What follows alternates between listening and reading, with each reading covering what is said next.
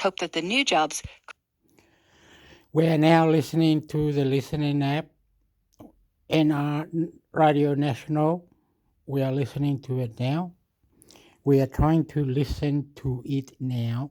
Intermix Hector, YouTube channel, Intermix Hector, YouTube channel, Intermix Hector, YouTube channel, Intermix Hector, YouTube channel, Intermix Hector, YouTube channel, Intermix Hector, YouTube channel, Intermix Hector, YouTube channel. Us beautiful, us listening, Aborigine, Australia, spiritual, God, love, listening, reply.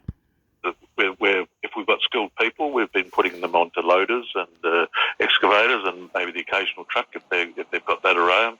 And we're gradually trying to skill up a lot more of the locals and been putting them through training courses where they learn traffic management and then do a certificate in civil construction where they might be learning how to do a bit of concrete work or reinforcement work or something like that. So we're trying to spread the range of works that they can actually get skilled up in, and hopefully there'll be ongoing work into the future that we might be able to use them on other bridges and roadwork projects around the Kimberley.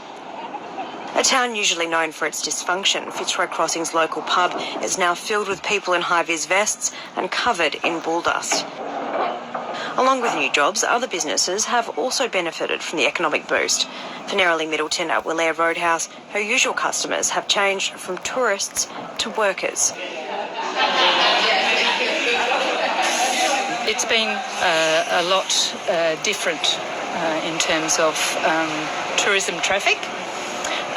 What we're seeing more so now is the workers coming through, and they are working tirelessly on rebuilding the road. So hopefully we'll see that impact within the next few months. The local workers' camp is also doing a roaring trade, and the Fitzroy Lodge is a hive of activity. Emergency Service Recovery Coordinator Rob Cossart says it's been one positive for a town devastated by January's flooding. I think we're incredibly proud of the focus that we've got around local procurement, local employment and local outcomes. And we've really had at the beginning of this that this is will be a significant financial investment into the West Kimberley. And Mr Cossart says it's about keeping the energy going. We need to make sure that we really maximise and think differently about how do we connect people to jobs and create a legacy, an economic legacy for the community that's far beyond the scope of this. So very happy with where we're at, but we need to continue that momentum because we're only at the beginning of this journey.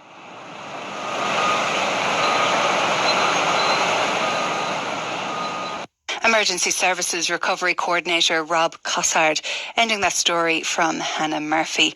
And in news this afternoon, WA's Premier Mark McGowan has resigned. The state faced many emergencies in his 6 years as Premier, including ex-tropical cyclone Ellie, the Wooroloo fires, cyclone Saroja, and, of course, the pandemic. When fronting the press, he said the reason for his resignation was because he was exhausted. This is ABC Australia-wide. It's not uncommon for towns in the most remote parts of Victoria to lose power. And for local businesses, it can be a costly exercise. When ovens and cool rooms are shut off, food goes off and bread and pastries are left unbaked. To avoid this, local businesses heavily rely on backup diesel generators. But for some locals at least, unreliable electricity could be a thing of the past. Our reporter Jonathan Kendall has been looking into a trial of what's called standalone power systems in the East Gippsland town of Swifts Creek. Jonathan, tell us about these standalone systems. How do they work? Yeah, g'day Sinead. So they're basically an array of solar panels, quite a large array of solar panels that are connected to a battery, and they're connected to or part of the setup is a diesel generator as well. So if for any reason the sun's not shining or there is smoke from a nearby bushfire, then it can still generate electricity. So it's just like a really, really small solar power system. And so they're connected to the grid? Well, no, that's the whole point. That's the standalone point of this, is Of that they course. can, is they can stand alone and not be connected to the grid. And I think that's generally where this trial will be going. If the trial is successful and this technology works, then the residents will eventually be cut off from the grid, which has created a bit mixed feeling within the community. And I spoke to a couple of locals about it. Generally, people are feeling pretty good about it. I spoke with one local, Martina Valentine from Swifts Creek, and she spoke about how during the Black Saturday fires, the local pub was making 300 meals a night for firefighters, and because of the unreliable power supply, they actually had to make that by candlelight. Here's a bit of what she told me. They had to do 300 meals every day at night for the people at the bushfires. They prepared meals with candlelight and gas. One gas stove, the electricity wasn't working, and candlelight. What a mammoth task. That's Swifts Creek local Martina Valentine. Now, you mentioned there, Jonathan, that not everyone is keen on these systems. Why is that? No, yeah, like lots of people are really keen on them and keen to be a part of this trial. But I did speak with one person at least who was worried about security on his property. He was worried about the cost, and he was worried about whether it would actually provide, access for people, whether he'd be able to get access to it and the land, and lots of concerns like that. His name's Steve Pearman, and he actually reckons down the track users might actually be charged for using that infrastructure. Here's what he said. The batteries have, I believe, about a 10-year life. So when you get to the end of that period, and the solar panels, depending on the quality, degrade quite quickly. Who's going to be responsible for the cost of replacing that battery? And given the fact that the company keeps changing hands, the contractual arrangements can then be changed at will. So you may end up with a situation where the landholder will be responsible for the maintenance. That's Steve Pearman, who speaking to our reporter Jonathan Kendall about these systems, standalone power systems that are being trialled in Victoria.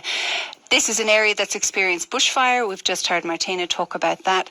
What happens, Jonathan, when there is a bushfire and often energy is cut? What happens to these systems? Can they stand that? Yeah, that's the idea. The idea is that they can run for quite a while without generating any solar electricity, and that's the point of having that diesel generator and always having, diesel topped up in it. There have been a few teething problems, though, where the diesel, it wasn't alpine diesel, and temperatures can get quite cold in some of these areas, and so the Mondo had to put alpine diesel in it, which is able to work in lower temperatures. But they seem to be ironing out these kinks as they go. And as I should mention as well, this is a Victorian first to be using these standalone power systems, but they have been in use actually in WA for quite a while. But Paul Hoffman is a representative for Mondo, and he's explaining here about how they work in bushfires. There's still sun in bushfire. When there's a bushfire around, even though it might be smoky, there's still sun, so we're still collecting energy. And there's a diesel backup generator. So if it is insanely cloudy, the diesel backup generator will provide power to the property, and they're quite large tanks in there, so there's certainly no issues with providing power through any time of the year.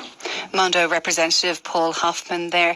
Now, there's only 14 systems in place right now. What is the potential of these systems in this area?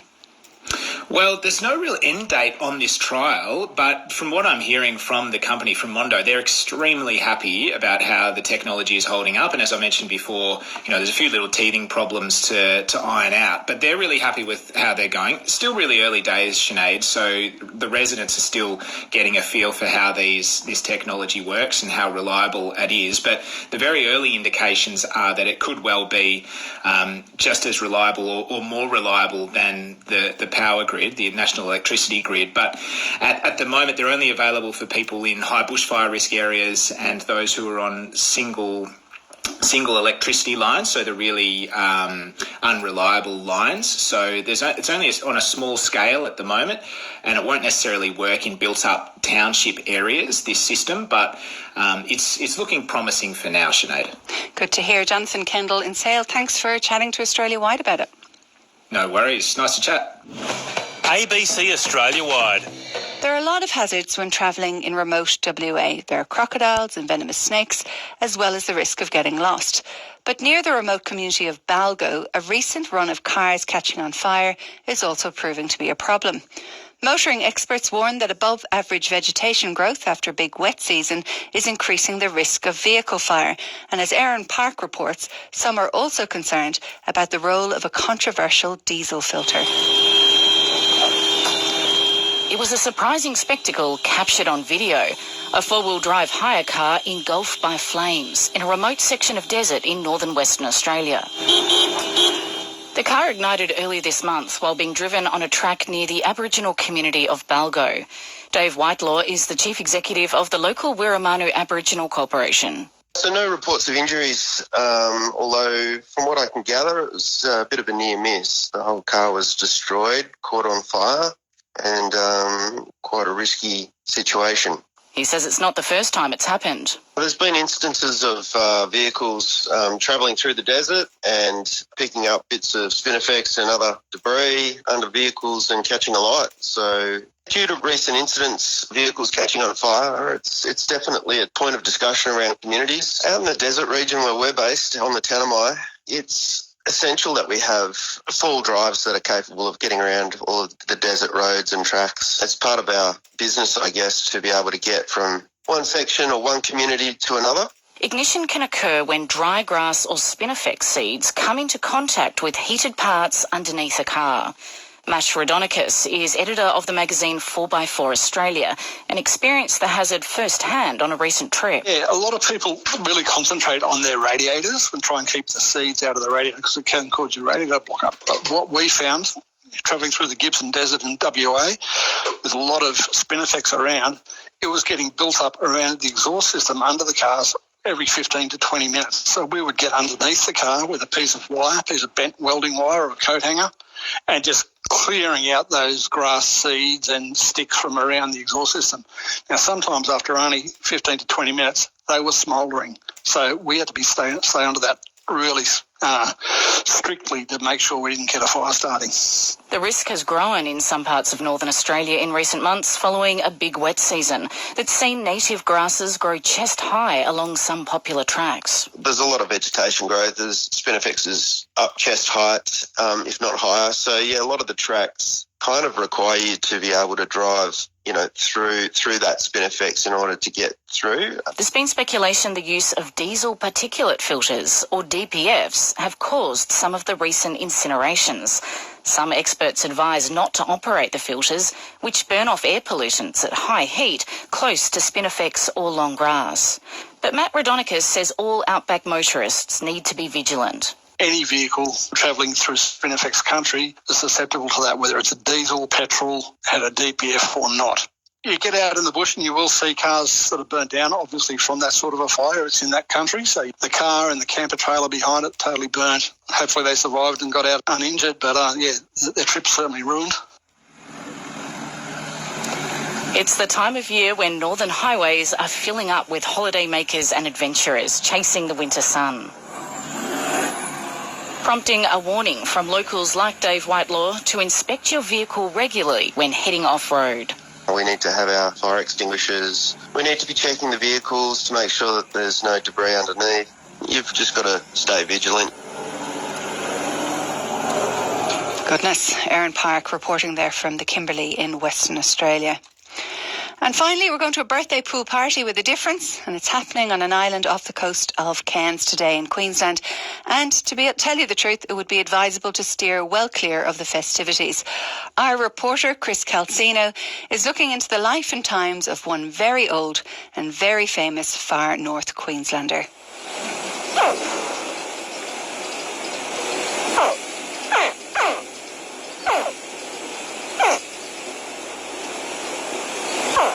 If you heard this noise coming from a riverbank somewhere in the Northern Territory 120 years ago, the best advice would be to run. It could have been none other than Cassius, then just a chirpy little hatchling who would go on to become the biggest crocodile on Earth.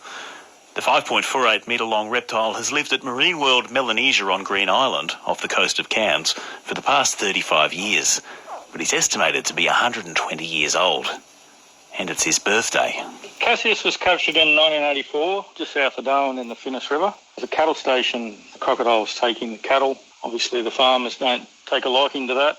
There were also a few attacks on boats, and so the fishermen weren't too keen on these big crocodiles roaming their waters, I guess, even though these guys have been around for millions of years. But for that reason, he was removed from the wild and placed into captivity. He was in a holding facility in Lataba Station, and the owner of that station approached George and knew that George was fascinated with big crocodiles, and he actually was exhibiting two of the largest crocodiles in the world at that time. So he approached George and said, well, look, I've got one that could be bigger. Are you interested? And when he first set eyes on him, he knew.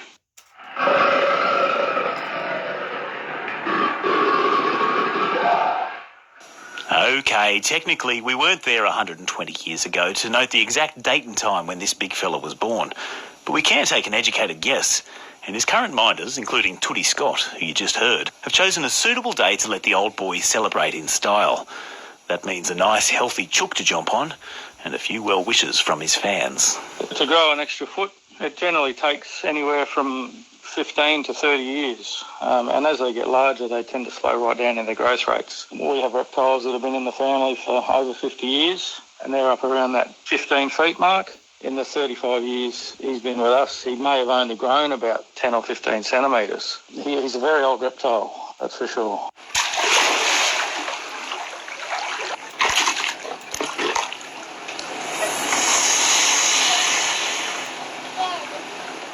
Did you hear that hiss?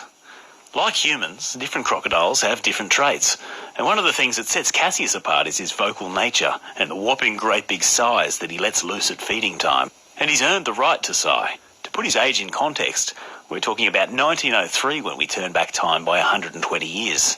Edmund Barton was still serving as the first Prime Minister of Australia. The first silent film debuted in the US, and the first teddy bear was being introduced, getting its name after then-President Theodore Teddy Roosevelt. His last official measurement was for the Guinness World Record in 2011. We made two measurements, came out with the average of 5.48 metres, and we don't factor in that he does actually have some tail missing and a little bit of the tip of his snout missing. So if he was a complete animal, full length of him would be over 5.5 metres. There's really only one way to reward a 120-year-old belly-sliding piece of Australian history, and it doesn't involve balloons or streamers. But when you get to that kind of age, every day should be considered special. The best way to a crocodile's heart is through his stomach, and I'm sure there's still a good chance he'd like to make a meal of every single one of us. That's a bit of a worry. Marine Land Melanesia Manager Tootie Scott speaking there to our reporter Chris Calzino. And before I let you go, when announced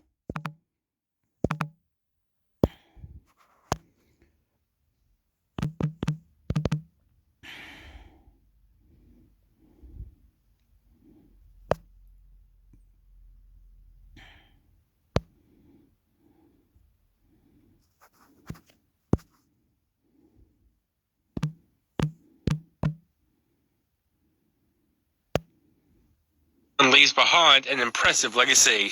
He also has built an extraordinarily strong economy, and WA has been a powerhouse for the nation in creating jobs, in creating economic growth, and in securing a positive future at what was a very difficult time that saw some other economies really struggle. Meantime, Deputy Premier Roger Cook has confirmed he will put his hand up for the leadership of the state's Labor Party. He's been Mr McGowan's number 2 for 6 years. Mr Cook says he has what it takes to help grow and diversify the Western Australian economy. Police are investigating a brawl in Sydney's Upper North Shore earlier this year. The fight took place outside Gordon train station in the early hours of March 19. Two men aged 21 and 22 presented themselves to Royal North Shore Hospital later that morning, where they were treated for lacerations. CCTV images have been released of a group of men who may be able to help police with their inquiries. The New South Wales Labor government's refusing to rule out cutting a student travel card for people in regional areas. The card has helped more than 5,000 people since its inception this year.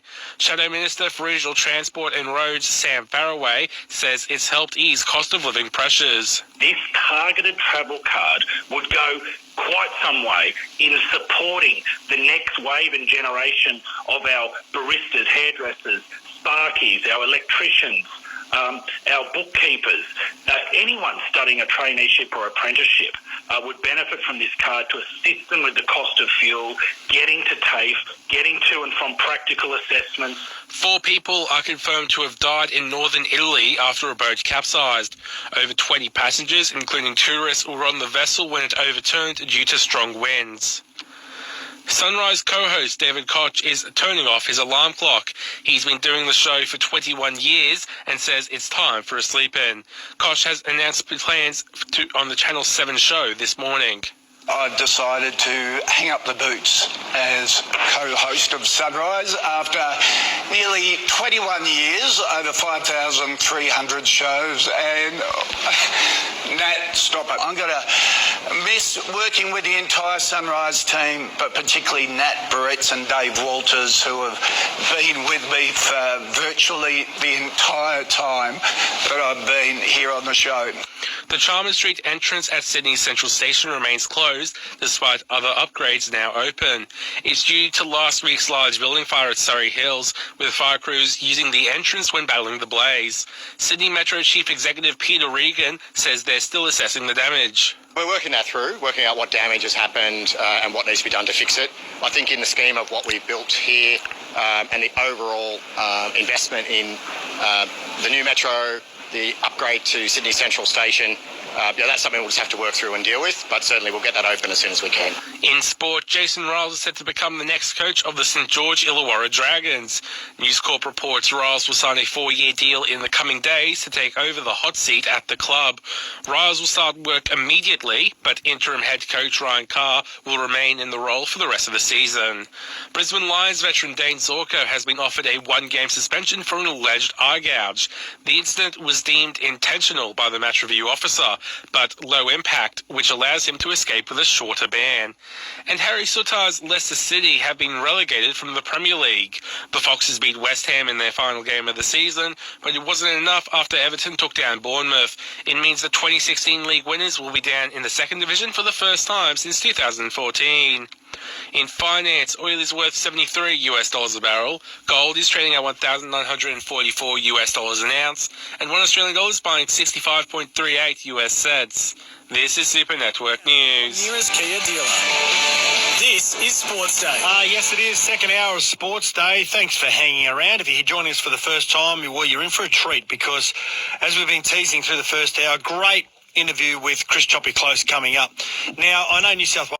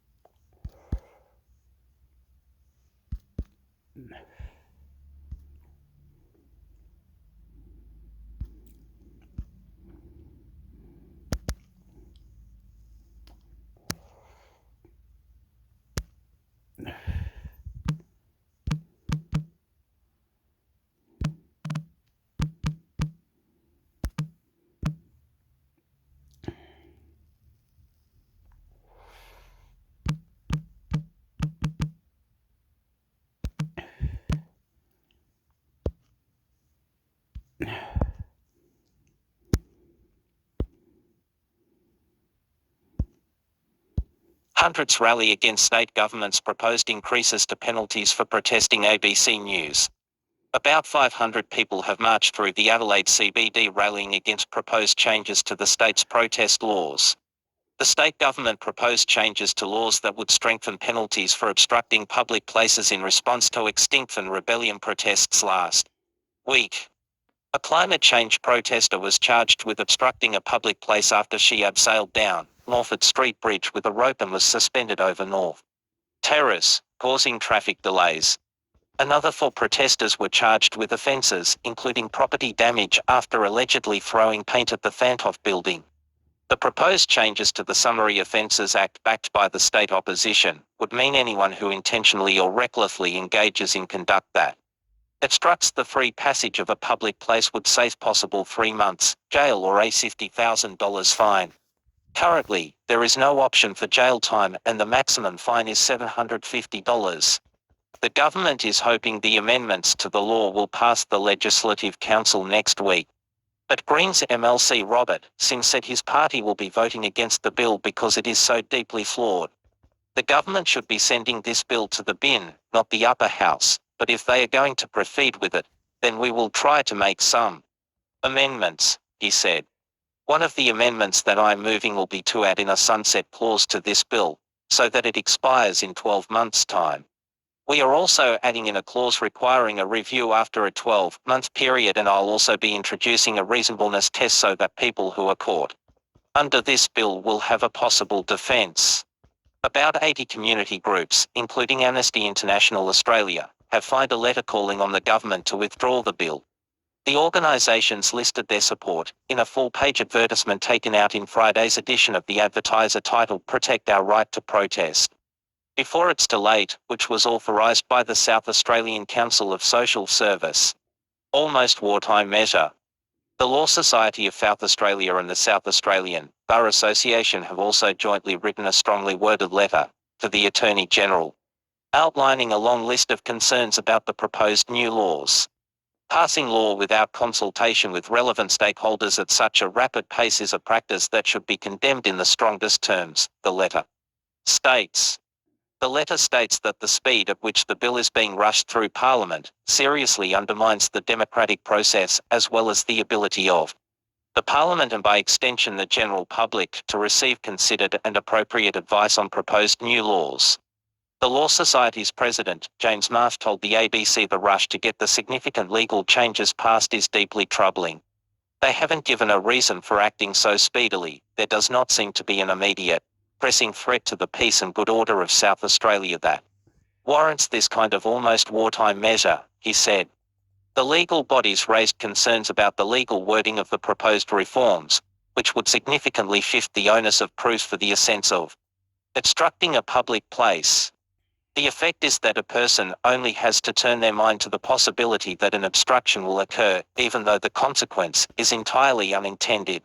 To be found guilty of the offence, the letter states. The scope of the offence is not limited to protest activity and could apply in many contexts.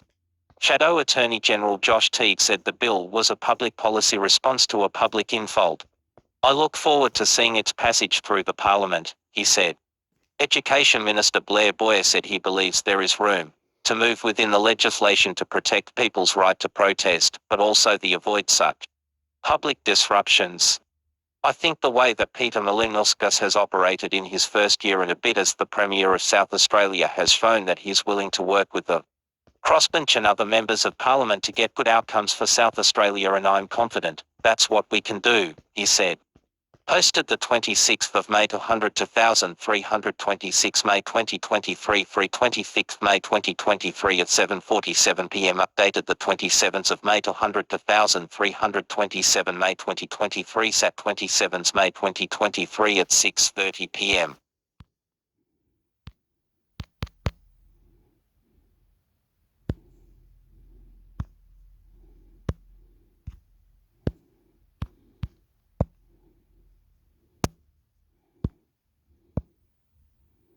Protest penalties defended by the opposition leader on basis, your head would be cut off in some countries. ABC News. South Australia's opposition leader has defended controversial penalties intended to deter disruptive public protests. saying that in some countries your head would be cut off for taking to the What the hell?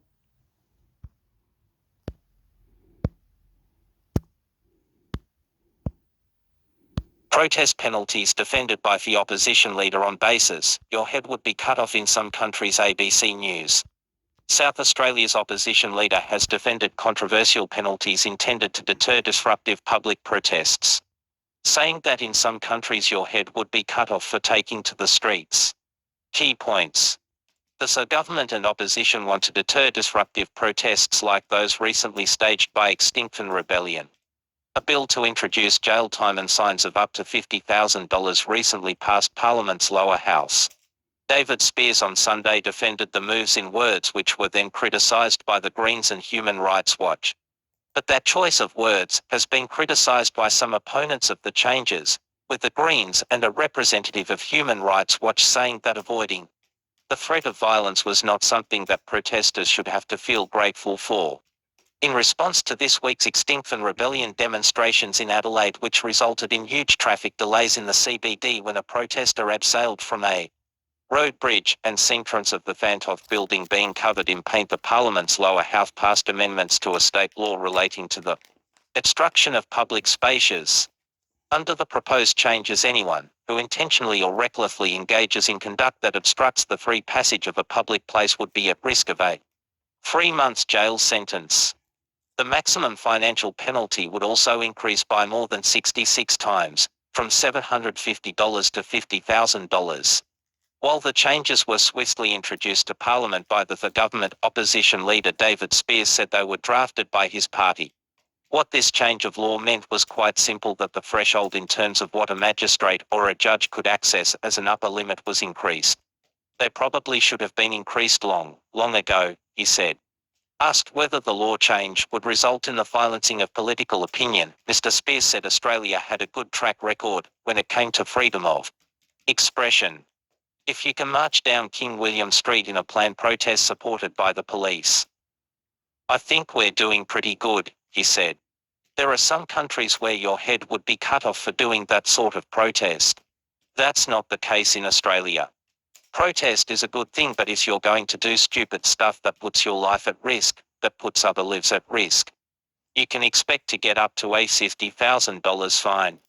But Mr. Spears' remark referencing decapitation has been criticised by the Greens MP Tammy Franks, who compared it to a comment made in 2021 by then Prime Minister Scott Morrison, who said the fact that protesters in this country were not met with bullets represented a triumph of democracy.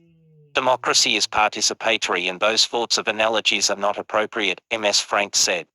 To be given the option of being grateful that your head won't be cut off for protesting yet have the Parliament strip away democratic process sends, I think, a chill through the spines of most people who care about civil liberties. It is harking back to the time that then Prime Minister Scott Morrison told women marching that day that they should be grateful to be in a country in which bullets wouldn't be fired upon them. Human Rights Watch senior researcher Sosie McNeil also said she was really disappointed to hear Mr. Spears' remarks. Those comments are actually pretty disgraceful, she said. Peaceful protest is not something we should feel grateful for. It is a basic human right that is guaranteed to us under international law, that Australia is obliged to uphold and protect. South Australia was the first place in the world to let women stand for Parliament. It was the second place to allow women the right to vote. That was achieved through mass protest, through disruption. Mr. Spears has since doubled down on his comments, saying he supported the right of every South Australian to protest faithfully. Protest is and will always be a crucial part of democracy in Australia, and we are so very fortunate to have the opportunity to express our views and beliefs in a peaceful way, he said. I will not express regret for highlighting that recent changes to penalties in the have no comparison to devastating and potentially life-ending consequences some people face in other countries just for vocalising their beliefs. Mr. Spears recently voiced opposition to South Australia's involvement with the Saudi-backed LIV golf tournament on human rights grounds, describing the Saudi government as a despotic regime. A protest calling for better support for people receiving welfare payments was held on the steps of the Parliament Sunday afternoon.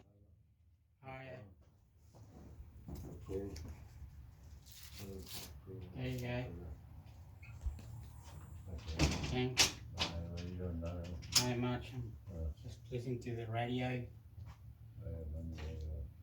Okay. Catch you later.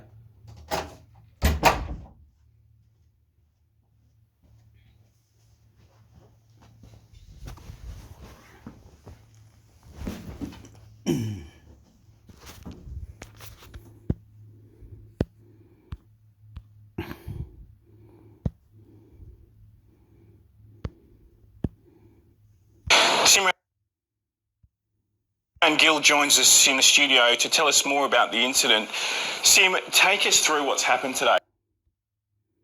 Well, Iran has executed 3 men that it says were implicated in the deaths of 3 members of its security forces during last year's anti-government protests. That's according to the country's judiciary.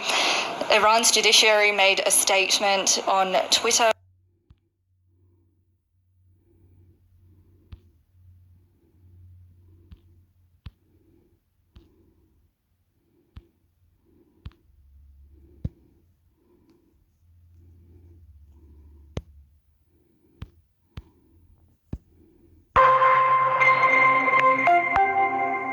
The Federal Health Minister has accused the National Pharmacists Lobby of launching a dishonest scare campaign against a major shake-up of the pharmaceutical benefits scheme as part of next week's budget. Under the plan, consumers will be able to secure 60-day supplies of hundreds of common medicines on a single script. Pharmacy owners claim the changes will cause supply shortages and financially ruin them. It's been reported that some are displaying political advertisements against the changes in their stores and putting anti-government leaflets in packages when customers purchase products. Joining me now on RN Drive is the National Vice President of the Pharmacy. This is an ABC podcast.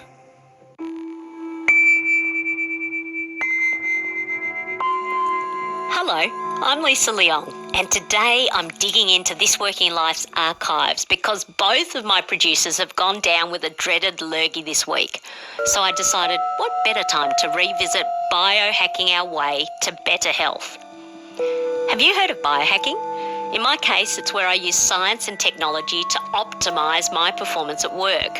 So basically, to avoid falling over due to ill health. But now I'm up to 20 biohacks a day, and I need to know which of these have solid science behind them and which are a waste of time, because frankly, I need to ditch a few so that I actually have some time for work. So I've invited some fellow biohackers and a couple of scientists to stress test the biohacks for me.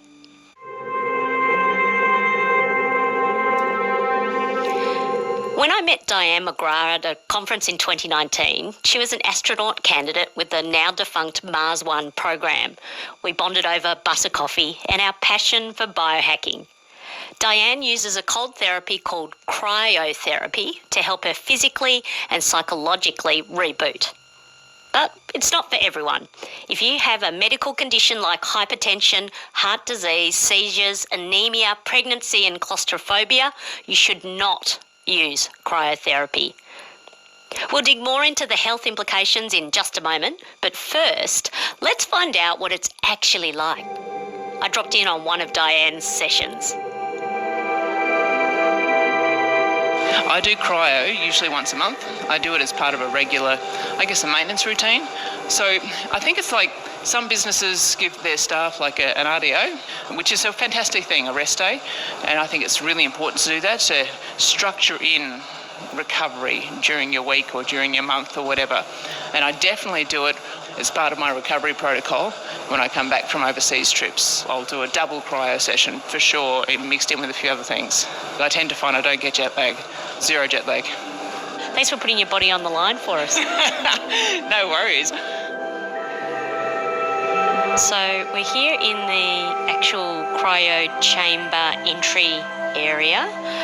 Diane, talk us through what happens next. Next, Natel will hand me the earmuffs, my mittens and a face mask and that's to make sure that those parts of my body are covered and protected when I'm in extreme cold. So I have to go into 2 different rooms. I'll first go into like an antechamber where the temperature's like about -60, is that right? -60, and I'm there for just a few seconds, really, like a handful of seconds.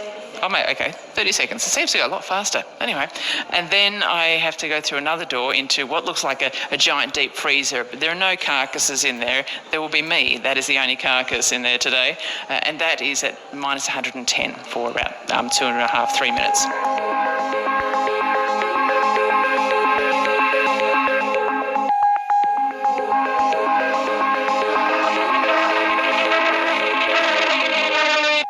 I experience the cold when I'm in there as energy and not as something to fight, but to bring inside me, because I want my core to get cold, so I want it to get in, and so I try and use my breath work to integrate everything into me.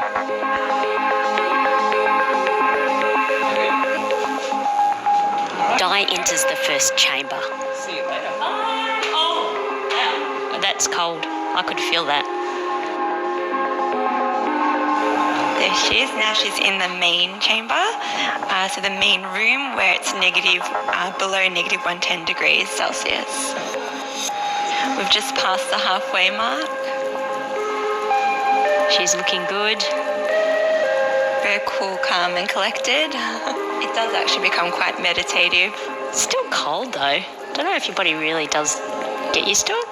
It won't get used to it, but the mind becomes more familiar with the discomfort, similar to exercising or fasting. No matter how many times you do it, it will trigger that same response. Di emerges from the chamber to thaw out. But this isn't the only time she uses cold to reboot. I tend to do this sort of stuff even at home, like I'll have a cold shower. I'll finish my hot showers with pure 100% just cold. And that's so I can get similar sorts of effects at home for free. And I get such immense value being able to get my body this cold. My knee improved dramatically, my range of motion, my ankle so much, cognitive function. So there's so many incredible benefits that I get from getting this cold. But you can get some by having just regular cold showers too.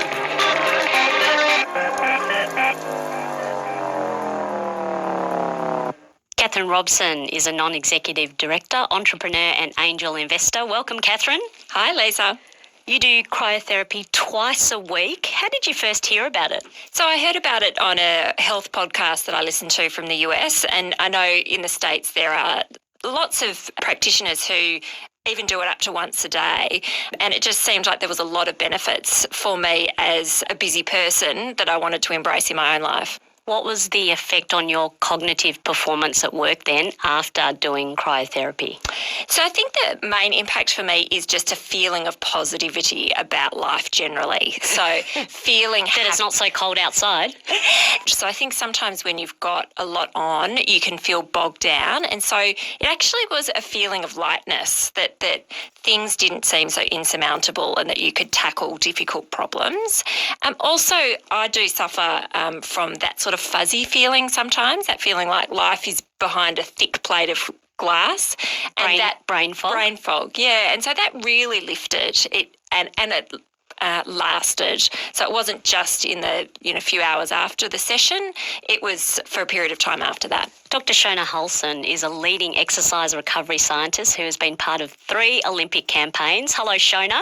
Hello, nice to be here. You've been listening to Diane McGrath and Catherine Robson, the high-performing athletes of their workplaces. Yes. What does the research say about cryotherapy in terms of physical recovery? Whole-body cryotherapy may have a positive effect on reducing inflammation and reducing perception of soreness, but there's not a lot of scientific evidence around helping athletes perform, so helping them actually physically recover.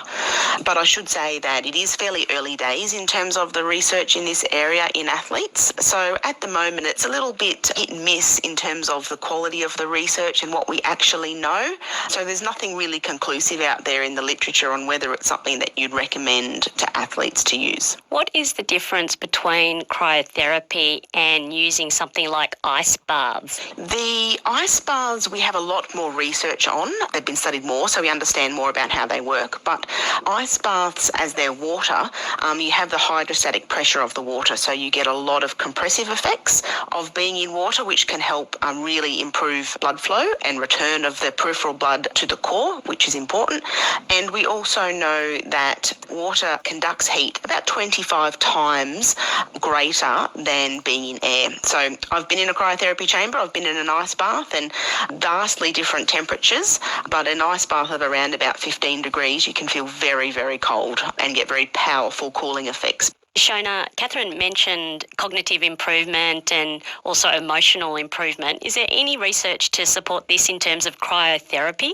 Yeah, there's actually a little bit of research, in particular out of Poland. So Poland was one of the first places to introduce cryotherapy chambers for patients, typically for patients with rheumatoid arthritis or inflammatory concerns. So there is a little bit of evidence about reducing depression and improving mood with regular use. And I must say most people that have cold exposure to a large degree, like in a chamber or an ice bath, generally do come out feeling quite refreshed and feeling quite good. So I think there's definitely some psychological aspects there. And we also know that a little bit of science around maybe there's some brain neurochemistry changing when you're exposed to cold. And what are some of the dangers of cryotherapy other than the ones I mentioned at the top of the show? There's a couple of aspects that we need to be cautious about, and it's different depending on the type of cryotherapy that you're utilising. So if you're utilising whole body cryotherapy where you're walking into the chambers, they tend to be a little bit safer because they don't have the direct contact of the evaporating liquid nitrogen onto the skin. So you tend to not have those sort of skin burns that you may see in the partial cryotherapy, which is almost like a cryotherapy sauna where the head is out. So those ones tend to be a little bit more dangerous in terms of skin allergies or skin burns. But there has been a couple of cases overseas where people have unfortunately passed away in cryotherapy chambers, and that can be from maybe potentially a gas leak, maybe that they have been not properly supervised and they've been trapped or locked in one of the chambers. So, but essentially they can be very safe as long as they're supervised correctly and the proper precautions are taken. So Shona, in conclusion, do you think you can give us a cryotherapy pass or fail in terms of the research in helping us perform at work? I'd say in terms of research, fail, but I think we haven't got there yet in terms of catching up with the practice. And in practice, I would say that there's nothing that would suggest that it would be harmful or something that you wouldn't do if it was something that you were using and that you enjoy doing. I think the science will probably catch up to practice later on. Thanks, Shona.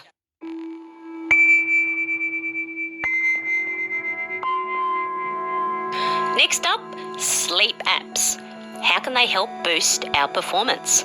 To tease this out for us is high-performing entrepreneur and non-executive director, Catherine Robson, and joining us as our scientific expert, Dr. Siobhan Banks, neuroscientist, sleep researcher from University of South Australia. Why is sleep so important for us to perform at our best at work, Siobhan? Yeah, sleep is really vital for all parts of our life. We really see it as the third pillar of health next to exercise and nutrition, but also, as you said, our cognitive performance. So if we have a bad night's sleep, your memory goes and you're just sort of wandering around in a bit of a fuzz. And we're not really entirely sure why sleep is so important, but the research suggests that it's important for recovery and also for memory consolidation. Catherine Robson, why did you start using sleep apps? One of the hardest times in my life was when I was running a business and I had really little kids and I just felt like I could never get enough sleep. And I would try and gorge on sleep. So whenever I had the opportunity, I'd just try and sleep as much as I could and I wouldn't actually feel refreshed.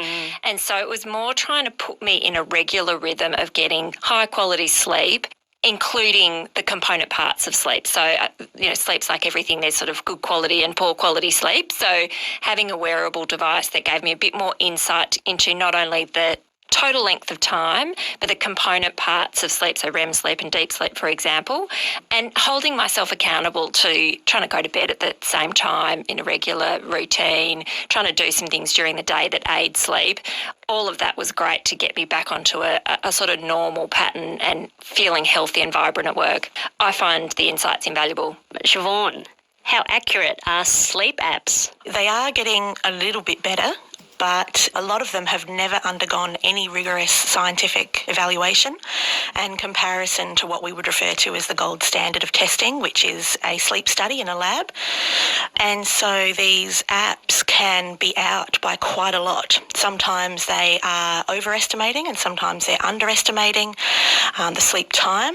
And certainly the accuracy is highly variable around whether they're actually telling you the correct result around deep sleep or REM sleep or any of those components of sleep. You mentioned, so there's deep sleep, REM sleep and light sleep. Which one of these are critical and how much are we meant to get of each one? All of them. So basically, the important thing from sleep is the overall time, and so it's almost like a little tape that has to play out, so that the whole amount of sleep is really important. But that amount of time can be split over the day. So, for example, if you only manage to get 6 hours sleep in the night, a nap in the afternoon can help you greatly because it's sort of the overall amount of sleep that you get in the 24 hours. So it doesn't matter if I get 6 hours of, let's say 8 hours of sleep and very little of that is deep sleep?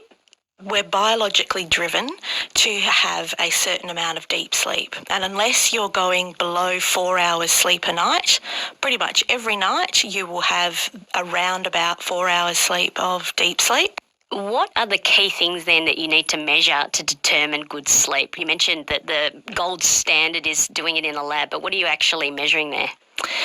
Yeah, so we're measuring not only the length of sleep, but through the EEG, the electrodes that are applied to the scalp, that's measuring the little tiny electrical waves that the brain gives off when it's in its different stages of sleep. And so what we can see is these squiggly lines that, we interpret on the screen as the electrical activity in the brain. They show variations depending on if you're in deep sleep, light sleep, or the REM sleep. And so what about other factors like body temperature and your heart rate and even snoring, which I know some apps might monitor? Where do they stand in determining good sleep? So when we go into deep sleep, our body is actually very, very relaxed. And so our heart rate drops, our breathing rate drops, and essentially we're completely disengaged from the outside world. So if you've ever carried a child who, is in deep, deep sleep, they'll be very floppy, very relaxed. It's that complete disengagement with the outside world, and it's often in that stage of sleep that it takes a long time for us to wake up to an alarm, for example. So the body temperature and heart rate really are indicative of the different stages of sleep. If you're in dreaming sleep, you're actually, your brain's very active because you're undergoing those dreams and thoughts and a lot of different mentation, but your body is held very still deliberately so that you don't act out those dreams. So in different sleep stages, there is different amounts of temperature variation and heart rate variation that can be measured, or these apps say that they're measuring them in order to help understand these different sleep stages. And so how do these wearable apps compare in terms of accuracy? There's no real studies that line them all up and compare them, and it's very hard for research to be done on a lot of the commercial grade apps because we don't know what the algorithms are within them. So some of the more research type devices and wearables allow scientists to understand the calculations that are made behind the app to get that data, whereas some of the commercial ones, we don't know what is behind it. We don't know what the black box is doing to interpret the data. So it's really hard to know. So all we can do is compare them to the gold standard, and some are better than others. And how might an algorithm affect how it works for you? Well, for example, if you're someone that just naturally moves around in sleep a lot, but you're still asleep, the app might say that you're actually awake because its threshold for movement to suggest whether you're awake or asleep might be set quite low. Or heart rate, for example, or your temperature. If it's a hot night, you might have a hotter bed environment, and so your app is actually reading you as being in a different sleep stage than what you've actually been. So it is those small variations that then can kick out the results to be more or less in one sleep stage than you actually have been. Catherine, can you give me an example of how monitoring your sleep through these sleep apps has changed the way you do things? Yeah, so I think if I'm very sedentary during the day, if I fall into the habit of going onto my computer later in the evening, if I eat poorly during the day, I can really notice that I don't sleep well. It shows up in my sleep score. No hiding. Exactly. So it does prompt better behaviour from me during the day to create the environment for good sleep. And look, I appreciate that maybe it's not 100% accurate, but I do see a correlation between when I get a better score to generally how I feel during the day.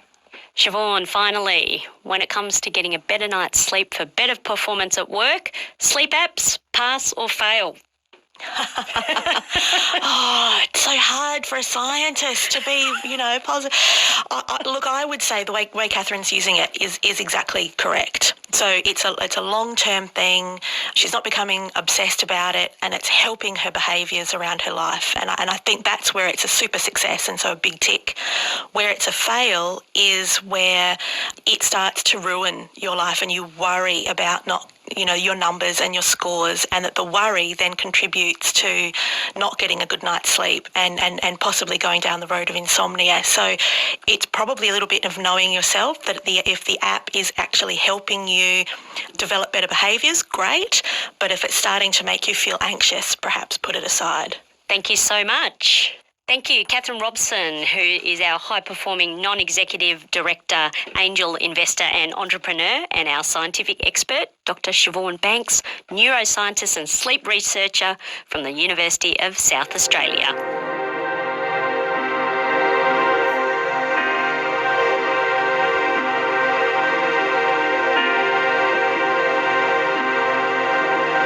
Time for our final biohack.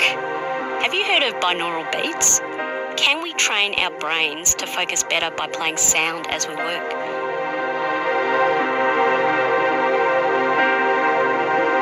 Dr. Hannah Kirk is a developmental neuroscientist from Monash University, Melbourne. Hello, Hannah. Hi. What are binaural beats? So binaural beats are a type of auditory beat stimulation. So binaural means relating to both ears. So binaural auditory beat stimulation occurs when two tones that slightly differ in their frequency are presented separately to each ear. Why would you do that? So essentially the information that is presented is then processed and combined in a way that's perceived as a single unified tone. And there is some evidence that suggests that exposure to these sound waves can affect brainwave patterns. Oh, so we're trying to get our brains into a certain frequency? Yeah, so the theory is that when we're exposed to sound waves at a certain frequency, the brainwaves then adjust to align with those frequencies. So in the case of binaural beats, it's thought that by exposing the brain to beats that create kind of a lower frequency tone perhaps in the brain, that these sound waves then create a shift in brain waves so that they then generate slower frequency brain waves, which are related to things like sleep and relaxation. And so you're saying that lower brain frequencies are the frequencies that we usually have when we're focusing on something at work? So lower frequencies are involved with things like sleep. Higher frequencies are involved with our attention and focusing and concentrating. So there's a lot of different types of binaural beats that kind of tap into these different frequencies. So when binaural beats were first discovered, they tended to be used more for relaxation, and then in more recent years, there's beats that are now trying to improve focus and concentration. Who invented them? So they were invented by a physicist. That guy was called Henrik Wilhelm Dove, and they were actually invented in 1839. Really? Yeah, and then they kind of... I feel a bit behind now.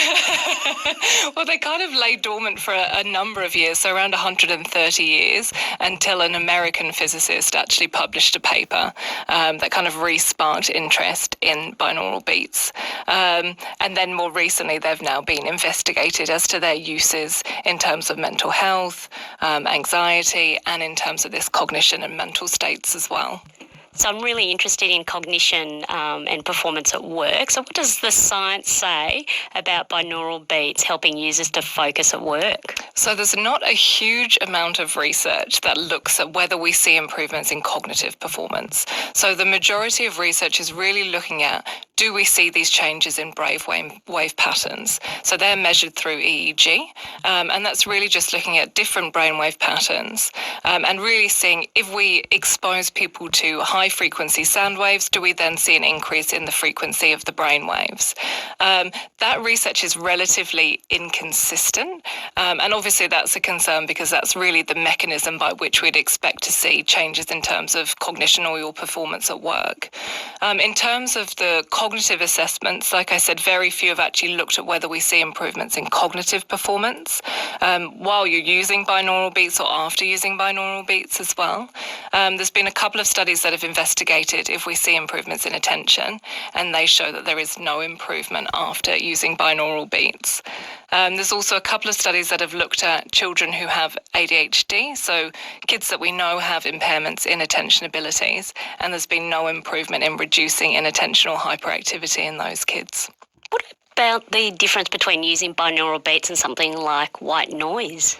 So there's been a lot of studies that look at the impact of white noise and music, and it seems to be that there is no evidence that binaural beats would be having any greater benefits than just listening to white noise or music. So it's possible that there can be a reduction in things like anxiety and feeling more relaxed, but it's likely that it's more due to the fact that you're taking time out of your busy day to sit for a period of time, and also reducing distractions that are going on around you as well. So those are probably the factors that are actually potentially helping you to feel better. So it's more about blocking out the noise than the noise that you put in your head? Yeah, Is that what I'm hearing? potentially, or using that noise to essentially block out other noise. So, Hannah, binaural beats for focus to optimise performance at work, pass or fail?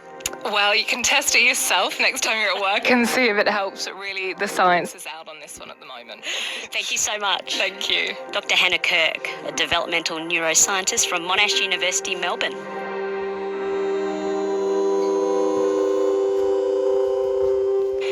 This episode of This Working Life was produced by Maria Tickle.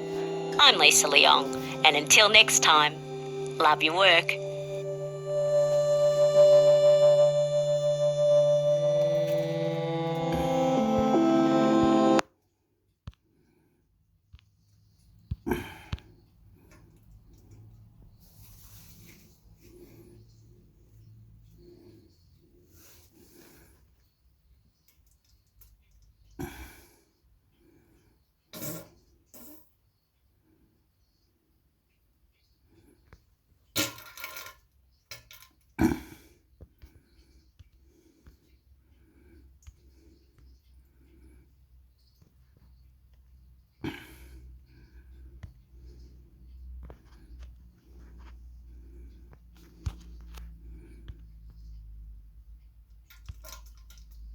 Four anti-aging or natural biohacks to help you age healthily and youthfully. Health Hindustan Times. Biohacking aka do-it-yourself biology is a basic everyday science-based personalized health regimen that can ease your journey towards fitness goals. For many biohackers, this entails adopting minor, incremental or lifestyle adjustments to improve your health and well-being where based on which aspects you look at it. Biohacking could mean everything from drinking 2 liters of water every day to performing headstands and other yoga asanas, to obsessively tracking everything that comes in and out of your body.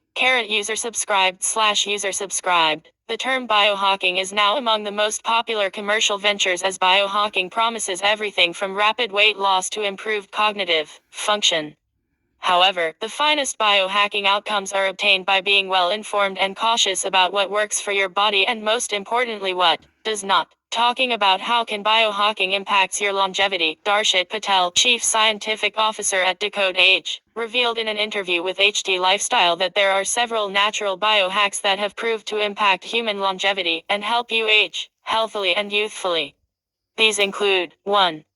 Regular sleep. Sleep is a profound meditation state in which you explore your subconscious as the thick ball of neurons in our skulls washes itself, cleaning away toxins. Sleep will help you live longer and avoid almost every disease. The following are the fundamental stages to perfecting this biohack. 0 cell phones during bedtime, no coffee or prescriptions before bed, and no booze prior to bed since it disrupts sleep cycles. Establish a reasonable sleep pattern and keep your bedroom dark, or wear an eye mask and bring the darkness with you everywhere you go. User subscribed/user subscribed. 2. Keep moving your body. You're doing it properly if you're moving and stretching regularly. Determine what is best for you, what you love, and what is feasible and workable within your physical boundaries and time constraints. Keep moving your body even if your job is to sit in one place, and keep working. Move about as much as possible. Regular movements have proven to impact our longevity. 3. Eat in moderation. Humans can subsist on a broad range of consumable things nutritionally, and those who consume less processed, plant-based foods typically live long, healthy lives. Eating right will therefore influence your longevity. Someone who imposes rigid guidelines regarding an avoidance-based or one-size-fits-all diet is marketing something, most likely a supplement potentially dubbed as a biohook. User subscribed/user subscribed. 4. Natural supplements. To expand your longevity, our bodies work on a network of bioenzymes, hormones, proteins, vitamins, and a plethora of metabolites. If even one of them falls down or increases in levels, we immediately feel the effect. Our natural aging process is nothing but a disruption in this network. It is important to make sure that our body has adequate levels of vitamins, minerals, enzymes, and even microorganisms to make sure we perform and function at our peak. Different supplements like glutathione, magnesium complex, NAD plus booster, alpha-ketoglutarate, probiotics, colostrum, and omegas constantly help our body manage this network of metabolism and make sure that no processes in our body are short-circuited because of lack of an important molecule. One of the most important parts of biohacking is to find supplements that help your biology stay intact and function as smooth as silk. User subscribed/user subscribed. He shared some additional at-home biohacks that can improve your everyday functioning. 1. Blue light benefits. The sun's blue light can help you improve your mood or cognitive performance. However, keep in mind that sunshine emits the same blue light as phone and computer screens. By interfering with your circadian clock, this light can keep you awake. When out in the sun, remember to use sunscreen with an SPF of 15 or higher. This can shield your skin from solar damage. 2. Caffeine consumption. To be disciplined, caffeine should be used at the same time every day, and you should maintain a log of how you feel in the minutes or hours afterwards. There is bulletproof coffee, which has a biohooker edge.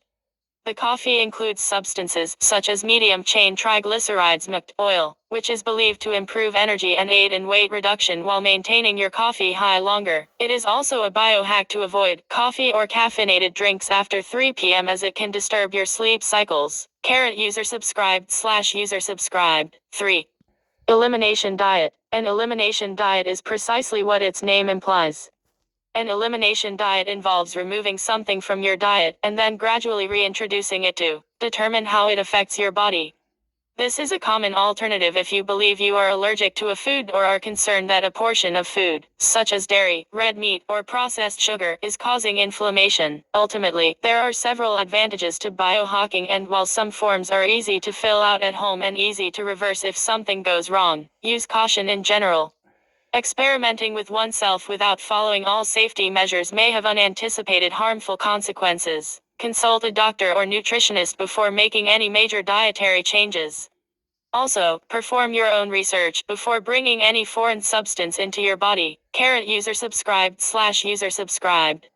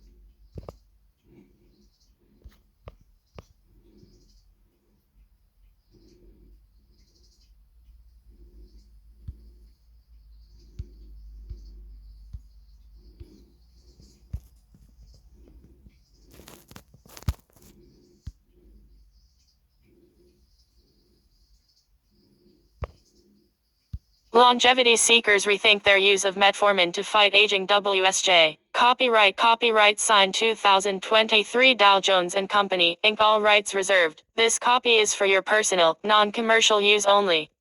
Distribution and use of this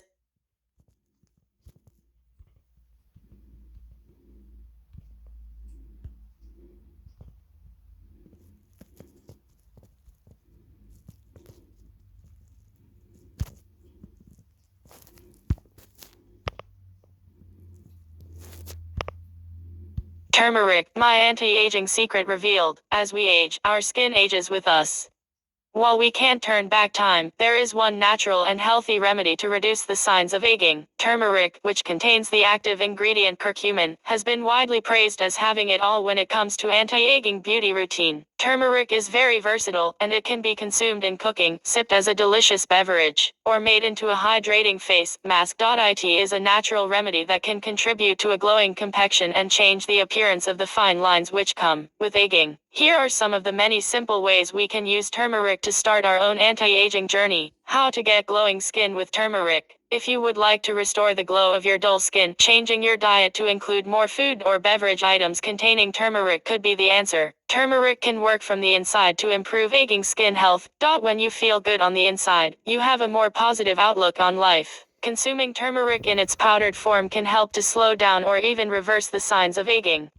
Whether cooking it or sipping it, the benefits are the same. As the main active ingredient in turmeric, curcumin can be a powerful force when used for its antioxidant and anti-inflammatory properties. A cup of turmeric latte or turmeric smoothie to brighten your complexion. As we age, the glowing, dewy skin of our youth slowly fades. The anti-inflammatory properties of turmeric can have a positive effect on your skin to restore that youthful glow. If you are looking for a way to use turmeric, why don't you put it in your favorite beverages today? The anti-inflammatory properties of turmeric can brighten your complexion when used as part of your daily hydration intake. For a delicious golden brew, turmeric can be served in a latte with your favorite milk or a smoothie combined with the fruits of your choice. Consuming turmeric in this way can activate the anti-inflammatory and anti-aging properties to restore your youthful glow. Try this quick and easy way to prepare turmeric and matcha latte at home. Combine 350 ml almond milk or any milk of your choice with 1/4 teaspoon of turmeric powder, 1/4 teaspoon of matcha powder and a grind of black pepper. Whisk ingredients together and place in a saucepan or use a milk frother. Heat gently and stir constantly. Once hot, serve in a mug with some cinnamon sprinkled on top. And did you know that turmeric will be further activated for better anti-aging result when combined with black pepper?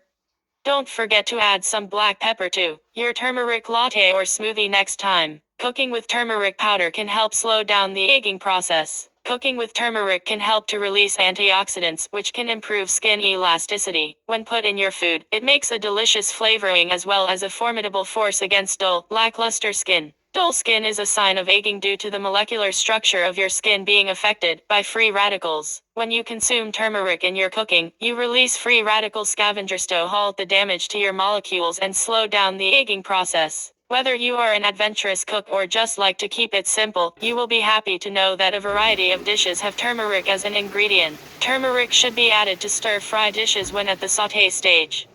Cook it into your favorite stir-fry or soup when you cook up the onions and garlic. This process not only brings out the best flavor, but will activate the benefits to your skin and body. Cauliflower also tastes amazing with a turmeric dressing or a light sprinkle before baking. To jazz up your root vegetables, brush them with a good quality of olive oil and sprinkle them with turmeric before roasting. The application of turmeric will add a slightly warm peppery flavor. If a glowing skin tone and weight loss are on your mind, you might like to try this zinni dressing to liven up your salad of choice. Combine 1/4 cup of tahini with 3 tablespoons each of lemon juice and oil, 1/2 teaspoon of turmeric powder. Pour over your salad and enjoy. Red. Benefits of coriander seeds for weight loss. The best natural appetite suppressant teas. How to get rid of menopause belly naturally. For brunch with a difference, add half a teaspoon of turmeric and some coconut milk to your scrambled eggs. Serve with sourdough toast and a sprig of parsley and some freshly ground pepper. Reduce wrinkles while staying hydrated with turmeric tea. Good hydration means that signs of aging like fine lines and wrinkles can be reduced. When used as part of your daily hydration requirements, turmeric tea is a delicious substitute for regular tea and other beverages. Turmeric delivers anti-inflammatory and antioxidant properties to fight free radicals and retain some of the natural collagen on your face. Hydration should be a significant part of your daily beauty routine to help maintain your aging skin. Sipping delicious turmeric tea can help stop the signs of aging by keeping your dry skin hydrated. The simplest way to make turmeric tea is to mix a teaspoon of turmeric cut with some hot water.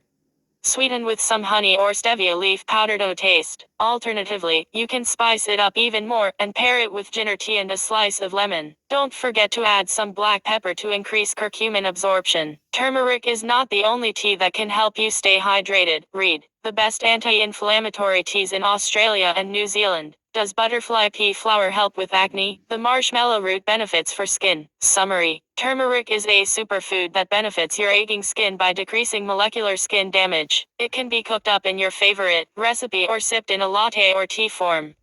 The anti-inflammatory and antioxidant properties help to fight free radicals, which can restore your youthful glow by hydrating your dehydrated skin. Turmeric can help you look younger. We can use the health benefits of turmeric on the outer layers of our skin as well as the inside. The same properties that benefit us when we consume turmeric come into play when turmeric is applied to our skin. Applying a mixture of turmeric and other natural ingredients to your face can help you slow the signs of skin aging. Looking in the mirror each day won't have to be a negative experience anymore.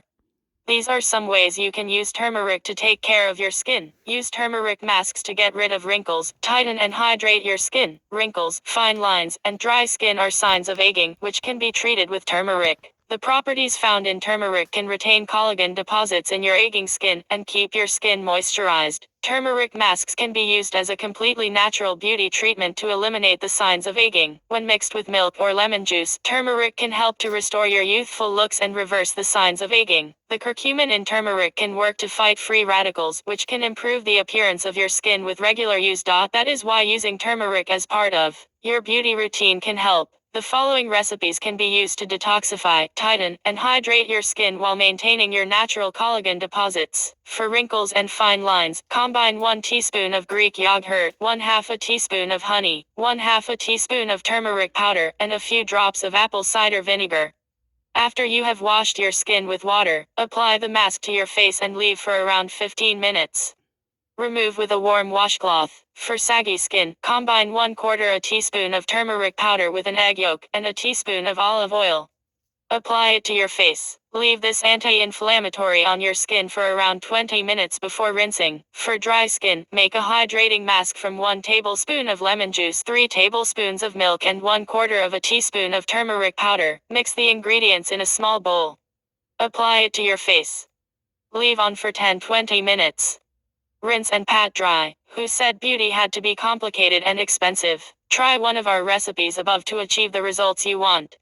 You can use those masks twice a week, followed by your favorite moisturizer. Renew your dull complexion with DIY turmeric powder scrub. Dull or rough skin can be signs of aging.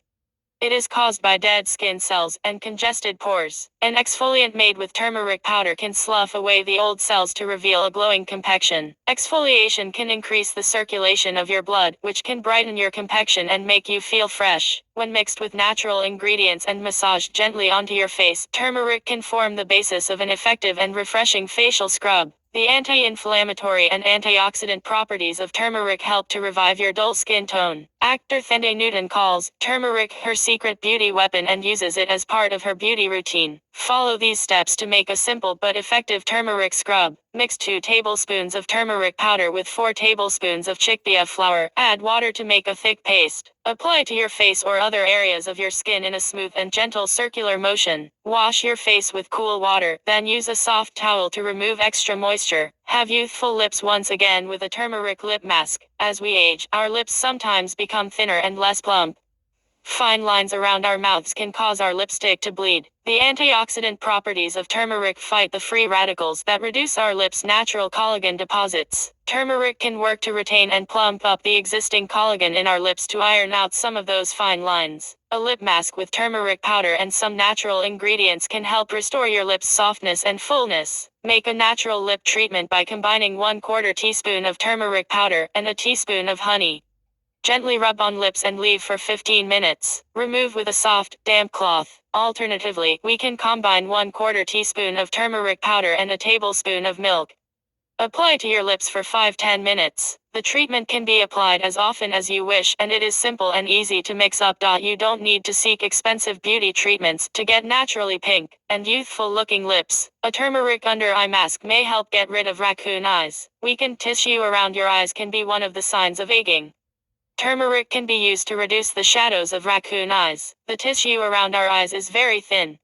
Aging means that our bodies produce less collagen, making the skin under the eyes thinner and causing us to get that hollow look. Turmeric can be used as part of the solution to minimize the dark circles caused by a breakdown in the skin underneath your eyes. It can help eliminate the circles when we mix turmeric powder with other natural ingredients and apply it to the area that makes you look tired. Here is a simple under-eye mask recipe that may help you look more lively. Combination of 1/2 teaspoon of turmeric powder and a squeeze of lemon juice. Dab around the area with a cotton bud. Leave on for 15 minutes and then rinse carefully. For a gentler recipe, use 1 tablespoon of turmeric and 1 tablespoon of organic buttermilk. Mix into a paste and apply under the eyes. Leave on for 15 minutes and rinse carefully. Take care not to get it in your eyes. Reduce the signs of age spots with turmeric powder. Age spots, as their name would suggest, appear on our skin as we age.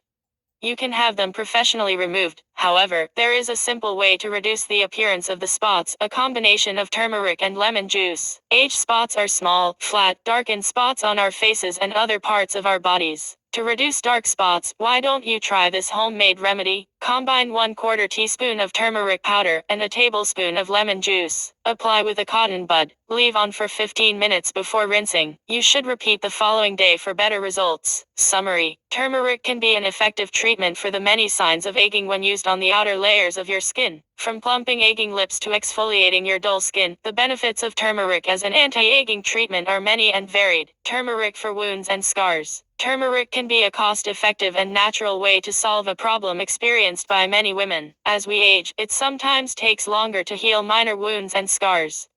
With its antioxidants and anti-inflammatory components, turmeric has the added benefit of helping those issues. When turmeric powder is applied directly to wounds, it can positively improve minor tissue wounds like scars or unsightly skin blemishes. Another of those irritating signs of aging, as a woman, is increased facial hair. When used as a scrub, turmeric may be a great solution for you to reduce excessive or unwanted hair. Try this recipe if you want to reduce facial hair. Combine 1 teaspoon of turmeric powder with 2 tablespoons of flour or ground oats, 3 tablespoons of milk or yogurt, and 1/2 teaspoon of honey. Mix well and apply the mixture to your face. Allow to dry and then remove with lukewarm water. Gently rub with your hands or a face cloth. Summary: turmeric has a wide range of benefits for your aging, facial skin and can be a cure for many things that ail you as you get older, including the unsightly problem of visible facial hair and the scars and wounds that take so much longer to heal as you age. Conclusion: as you age, you don't need to sacrifice your well-being or your appearance.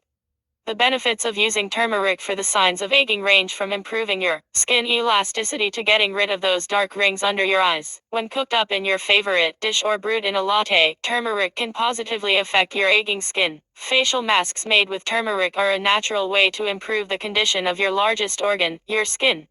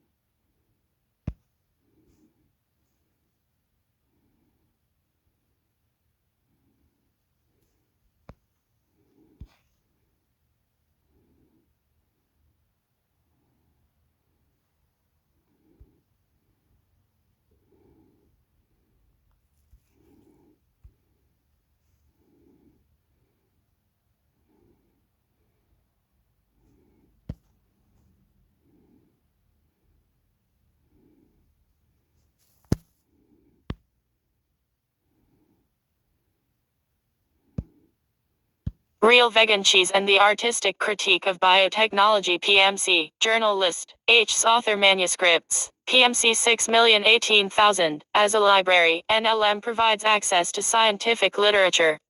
Inclusion in an NLM database does not imply endorsement of or agreement with the contents by NLM or the National Institutes of Health. Learn more about our disclaimer, published in final edited form as PMAKID PMC 6,018,000, NIMSID NIMS 963,728, Real Vegan Cheese and the Artistic Critique of Biotechnology, Rebecca Wilbanks, Stanford University. Rebecca Wilbanks, Stanford University, licensed under the Creative Commons Attribution Non-Commercial No Derivatives by ND, Abstract. Drawing on the case study of Real Vegan Cheese RVC, a synthetic biology project housed in a community, lab or biohacker space, I argue that biohacking performs an artistic critique of the bioeconomy. Following Boltanski and Chiapello's use of the term, the artistic critique pits values of autonomy and creativity against a view of capitalist production as standardized and alienating, represented in the case of biotechnology by Monsanto's monoculture GMOs. In this way, biohacking is depicted as liberating biotechnology from the constraints of corporate and academic institutions, through the use of design fiction, and a playful aesthetic. Projects such as RVC demonstrate a more legitimate with respect to the values of the artistic critique mode of production for a new generation of biotechnology products, one that is portrayed as driven primarily by ethical and aesthetic values rather than the profit motive. This analysis highlights the role that aesthetic and effective strategies play in advancing particular socio-technical visions, and the way that biohacking projects operate in symbiosis with incumbent institutions even as they define themselves in opposition to them. Finally, it suggests that biohacking has certain limitations when considered as a form of public engagement with science. Keywords: DIBO, hacking, synthetic biology, design fiction, scientific authority, public engagement. Introduction. In Oryx and Craik, Margaret Atwood's 2003 satire of the bioeconomy, a team of enterprising students at the science and technology-focused Watson and Crick Academy invent Chicky Knobs, a lab-grown meat product that, before it reaches the consumer as a deep-fried bucket of bins, grows as a gaping maw of avian flesh hallowed with numerous outgrowths of legs or wings. This revolting portrayal of lab-grown meat is linked to the way in which this innovation represents, in the novel, an intensification and exaggeration of an industrial system of food production that seeks to maximize efficiency and profit at any cost. Chicky Knobs join a host of other branded foods and pharmaceuticals that collectively depict an out-of-control corporate oligarchy in which the actual health and well-being of people, animals, and the environment do not appear on the agenda. The novel paints a grim picture of biotechnology as a tool of large corporations, and that's before things go from dystopian to apocalyptic. In 2014, I joined a group of biohackers in the San Francisco Bay Area working on a synthetic biology project to make real vegan cheese in the lab, by genetically engineering yeast to produce milk proteins. 2 years later, work on the project continues, but the most significant output of the project to date is Real Vegan Cheese RVC, as a design fiction. RVC may be incarnated at some future point, but its imaginary avatar has already done significant work in the present, serving as a seed around which future scenarios crystallized, and various Bay Area networks converged, attracting media interest from several continents, and eliciting interest from Silicon Valley's investment infrastructure. My choice to begin this article with a fictional reference is intended to highlight the point that for all the emphasis on hands-on activity, the tinkering associated with biohacking projects, such as RVC, can play a tactical role in efforts to define and advance broader socio-technical imaginaries. Like Atwood's Chicky Knobs, RVC is an imaginary product, but unlike Chicky Knobs, it is a fiction that is intended to stand against the dystopian future of corporate control that the products in Atwood's novel evoke. The phenomena of biohacking and DIBO2, which include efforts to open up the tools of biotechnology and molecular biology to those without formal training in the field, has been framed through the lens of legitimacy. Kelty 2010, a theme that was evident although not exhausted in early discussions about the safety and security of home or garage synthetic biology practices. The development of communal spaces known as community labs or biohackerspaces for individuals to pursue scientific or biotechnological projects is in part a response to concerns about the legitimacy of DIBO, since these spaces develop safety guidelines and allow the community, sometimes in collaboration with established authorities, such as the FBI, to informally police each other. Landrain et al. 2013, 12 Toschetti and Aguid in 2015. Yet as the dystopian setting Ophorix and Kraka demonstrates, the institutions that make up Big Bio have faced legitimacy concerns of their own. Big Bio here refers to the more established in comparison with biohackerspaces organizations that make up the field of biotechnology firms, as well as the universities and public research institutions that, increasingly, operate alongside those firms in a single hierarchical field. Valles and Kleinman 2008.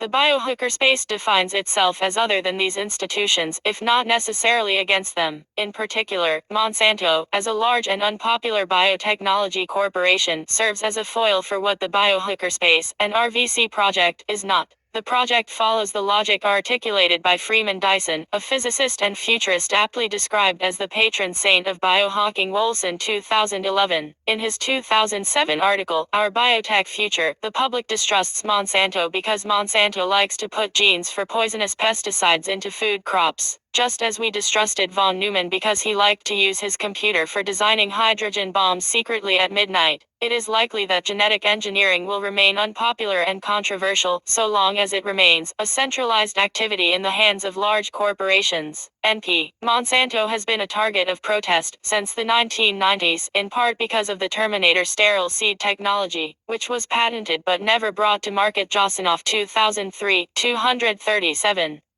Protests have continued in recent years, including a recent annual march against Monsanto that began in 2013 and that year had participating rallies in 436 cities and 52 different countries. Upton, 2013. Regardless of whether these kinds of protests represent a minority viewpoint or a wider legitimacy crisis in the field and a real threat to the development of a new generation of biotechnology products. 3. This paper argues that biohacking can be understood as an effort to create a more legitimate system of biotechnological production, as projects such as RVC seek to demonstrate. Delgado and Callan 2016, a more legitimate method of production for a new generation of biotechnology products. They simultaneously perform an artistic critique of the bioeconomy. My use of artistic critique is borrowed from Boltanski and Chiapello 2005, for whom the artistic critique originating in avant-garde art movements pits values of autonomy and creativity against a view of capitalist production as standardized and alienating. The artistic critique of the bioeconomy imagines a playful, creative, and decentralized biotechnology practice juxtaposed against Monsanto's monoculture gmos and a portrayal of academia as rigid, hierarchical, and increasingly utilitarian. My use of artistic critique highlights not only how certain values, particularly that of autonomy, frame decision-making processes in the biohackerspace, but also underlines the role of aesthetics and effect here, pleasure, fun, and whimsy, in advancing particular socio-technical imaginaries. The artistic critique sits, sometimes uneasily, alongside other modes of legitimation, such as the ethical critique that RVC advances against animal agriculture, and the social critique of injustice and inequality that informs the background of the project. Although the artistic critique is directed against the more established institutions of big bio universities, large biotech corporations, etc., it serves as a means of both distinction and connection with those institutions as actors from within these institutions deploy similar rhetorical strategies in support of a vision of distributed biotech innovation in line with Boltanski and Chiapello's argument that the incorporation of the artistic critique became a major source of capitalism's legitimacy in the late 20th century. While many have noted DIBO's dependence on big bio, this discussion highlights the ways in which the relationship is more symbiotic than parasitic. My analysis is distinguished by an in-depth focus on one project on which I spent over 2 years as a participant observer. RVC is a collaboration between two Bay Area biohackerspaces, BioCurious in Sunnyvale, and Counterculture Lab Sequel in Oakland. Participants on the project include, with significant overlap between categories, committed vegans, stay-at-home moms with science PhDs, tech employees, punks, students from middle school to the graduate level, working scientists, an occasional drop-in retiree and more than occasional drop in journalist or filmmaker, and a full-time for, at least part of the project, hacker.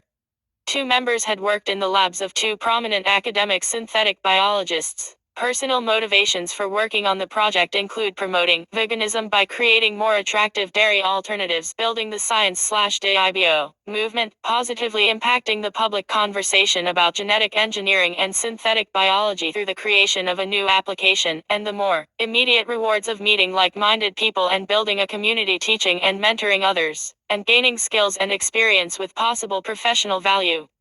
The project was also motivated by the desire to find a suitable project to take to IGEM, the international genetically engineered machine competition that has played a key role in establishing synthetic biology as both an academic discipline and a target of corporate research and investment. The competition had just debuted a new track for community labs. This paper gives an account of biohacking that is strongly situated in the Bay Area, given the wealth of resources and institutions that support science, technology, and innovation here. The project undoubtedly would have developed differently in a different setting. At the same time, developments in this region may play an outsized role for transnational cultures that orient toward Silicon Valley for models of social change. Irani 2015-3. My extended involvement with the project revealed the dense connections between the biohacking community in the Bay Area and other actors and institutions, including those from which the biohackerspace differentiates itself. These observed connections inform my analysis. For example, I include quotes from presentations at an annual synthetic biology industry conference because many RVC members were regular attendees there. Projects in the biohackerspace progress as participants share their own skill set with the group, on the principle that everyone is an expert at something. At some points, I saw an opportunity to make a contribution based on my STS background, for example, leading discussions on the social and ethical dimensions of the project, and putting the goals of the project in dialogue with relevant STS scholarship as part of the team's IGEM presentation. Most of the time, my participation consisted of regular engagement with the mundane tasks of a volunteer-based enterprise, attending meetings, following listserv discussions, and helping to mail out thank you gifts to people who contributed to the project's fundraising campaign.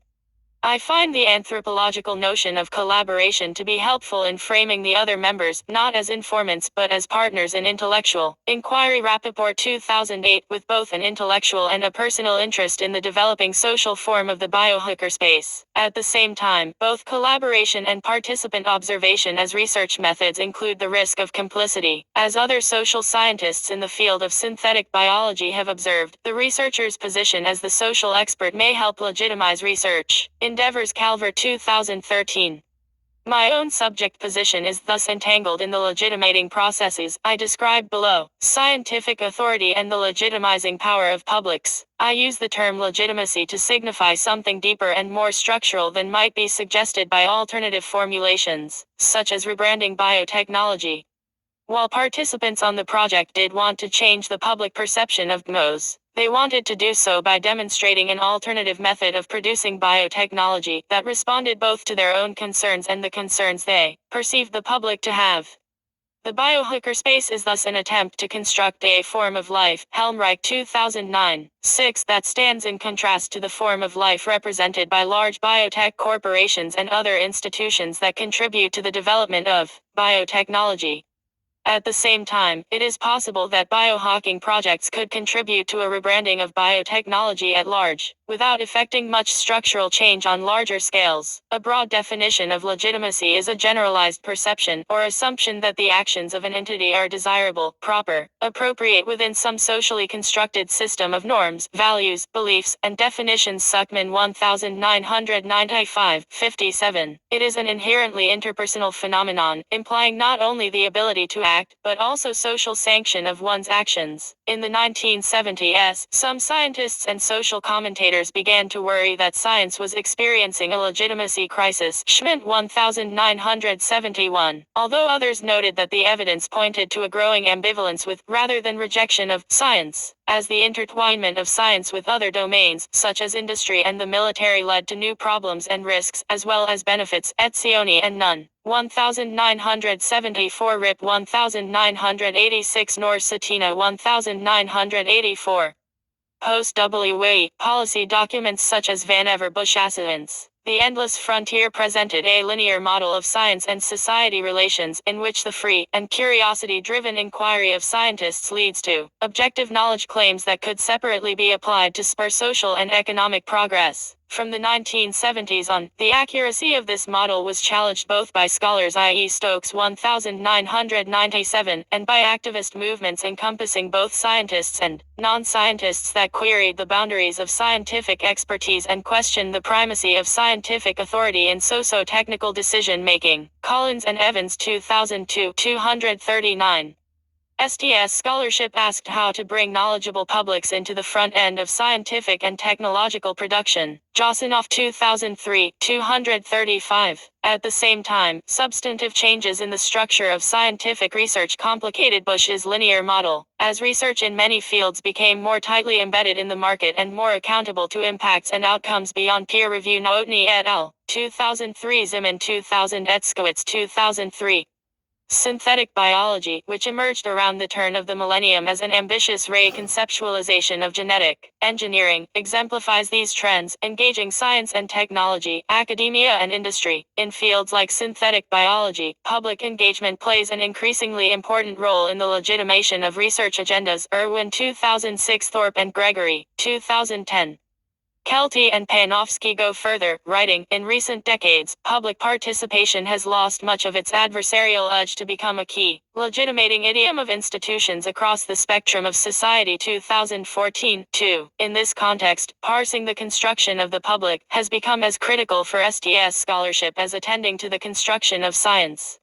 Recent work investigates perceptions of perceptions and imaginaries of the public, that is, how scientists and policy makers perceive the public, finding that in synthetic biology and other developing fields, scientists and policy makers cast the public as a threat to scientific progress and associated economic growth. Welch and Wynn 2013, Maris 2015. In addition, recent work integrating social movement studies with STS critiques the model of the lay individual public that underlies both previous STS scholarship and efforts by scientists and policy makers to address public perception, in contrast to the idea that the public consists of disinterested individuals whose opinions can be aggregated to get a measure of public opinion. Scholars have shown how public opinion can instead be framed as the result of contestations between different mobilized publics groups that hold particular, collective visions of what constitutes the public good and act to advance their vision. Hess 20,169-11. Also arguing implicitly against the notion of the lay individual public. Kelty 2013 uses the term organized public following Gorner 2002 to refer to a public that comes into being when addressed, often through campaigns carried out by formal social enterprises, whereas previous discussions of public opinion often excluded social movements and organizations. This body of research analyzes their connections to broader public sentiment, in line with Kelty's description of coupling between formal social enterprises and organized publics. RVC consists of an incorporated nonprofit and a larger web of more transient and weakly engaged affiliations, formed through platforms such as Meetup.com, Indiegogo, social media, and Google Groups.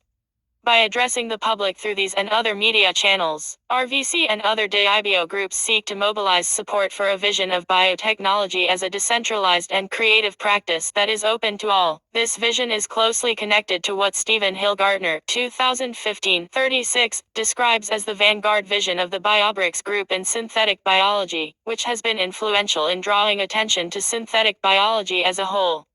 Socio-technical vanguards formulate and act intentionally to realize particular socio-technical visions of the future that have yet to be accepted by wider collectives, such as the Nation 34. By focusing on how this vision of accessible biotechnology was interpreted in different ways as the details of the project were worked out, my analysis underscores the diversity of viewpoints and agendas comprised within this vision, rather than its unity. RVC's effort to mobilize a public in support of this vision is partly inspired by the sense that public sentiment constitutes a potential threat to the development of new fields like synthetic biology.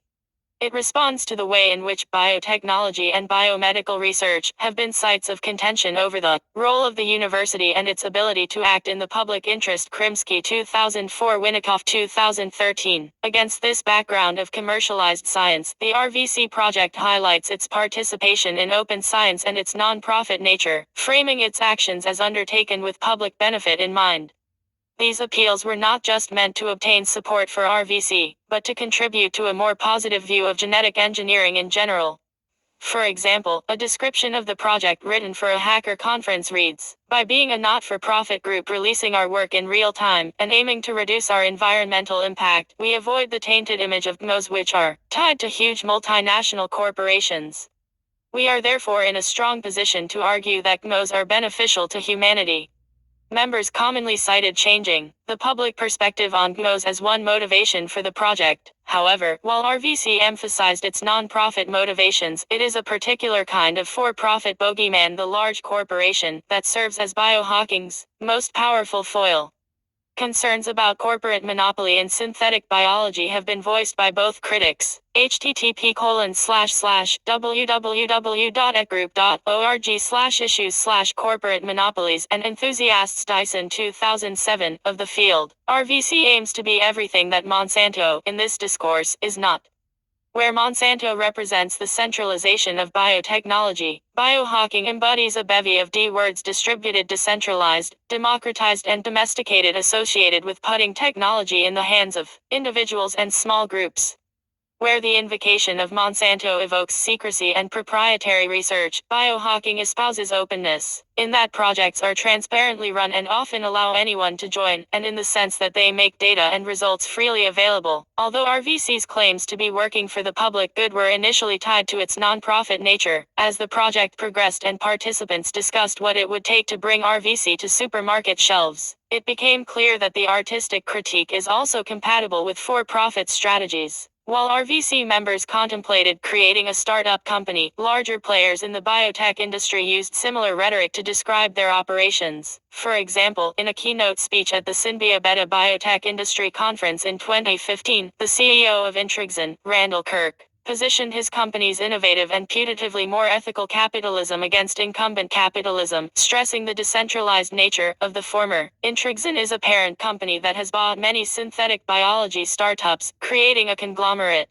Kirk's description of his company as decentralized, he told the audience that Intrixon has no corporate headquarters, shows that in the business world, this term can refer to distributed work practices that go hand in hand with the consolidation of capital. This presentation of biohacking as rhetorically opposed to a certain vision of the large corporation in particular corresponds to what Boltanski and Chiapello term the artistic critique of capitalism. Biohacking as artistic critique of biotechnology. Boltanski and Chiapello 2005 argue that capitalism finds legitimacy by incorporating critique into its operations. Since 1980, they argue that the spirit of capitalism, or the normative framework that justifies people's participation in capitalist operations, is derived from a critique of capitalism that they term artistic because of its association with bohemian circles and a countercultural lifestyle. This critique foregrounds the loss of meaning and, in particular, the loss of the sense of what is beautiful and valuable, which derives from standardization and generalized commodification, affecting not only everyday objects, but also artworks, the cultural mercantilism of the bourgeoisie, and human beings. It stresses the objective impulse of capitalism and bourgeois society to regiment and dominate human beings, and subject them to work that it prescribes for the purpose of profit, while hypocritically invoking morality. To this it counterposes the freedom of artists, their rejection of any contamination of aesthetics by ethics, their refusal of any form of subjection in time and space and, in its extreme forms, of any kind of work.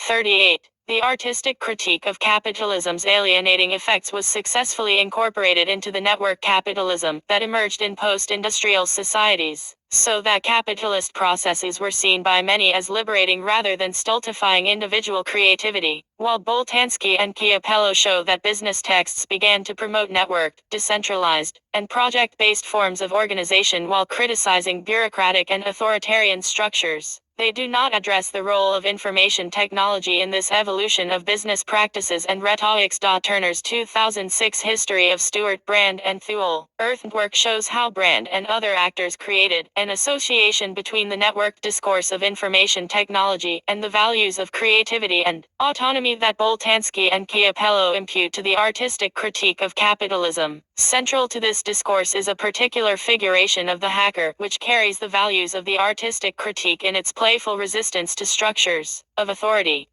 Brand's efforts helped to establish the hacker as half of a binary opposition, prankster versus suit, free play versus hierarchical authority. Thus, the values associated with one strain of the counterculture became associated with information technology and the networked style of capitalism that co-evolved with it. While Boltanski and Chiapello's argument suggests that these values help to legitimate contemporary capitalism, Kohlenberger 2015 argues that similar values, which she relates to a particular kind of cool effect, have become a means of legitimating science in contemporary society. Point 4. Although her analysis does not fully develop how this aesthetic and effective legitimation works. 13. Her descriptions of hackers and the cool scientists follow Boltanski and Chiapello's artist as rebellious figures, following non-utilitarian and seemingly more authentic and pure motivations.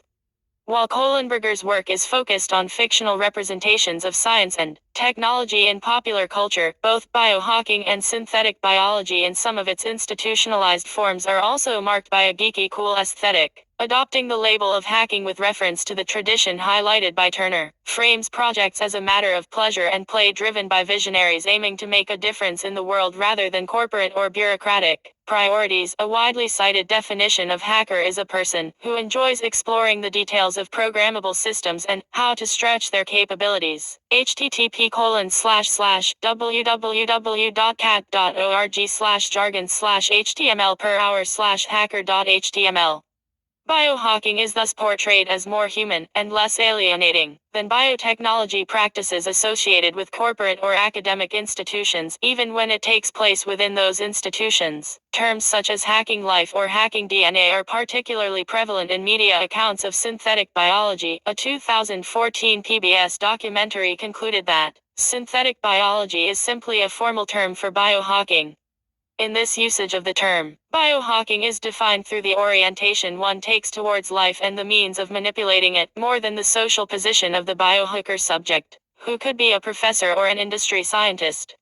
Founding members of synthetic biology have long-standing or recently cultivated ties to the world of hacking. Tom Knight numbers among Stephen Levy Ashoker's heroes of the computer revolution, while Drew Ende was trained as an engineer and presented a talk entitled Programming DNA at the 2008 Chaos Communication Congress. An important hacker conference. Bernadette Bensaud-Vincent 2016 argues that synthetic biology changes the moral economy of scientific practice from the sober self-dedication of disinterested scientists to a playful activity of creating toys. 93.5. Yet if the idea of biohacking as creative play can be found in academic approaches to synthetic biology, it is expressed even more fully in the biohacker space.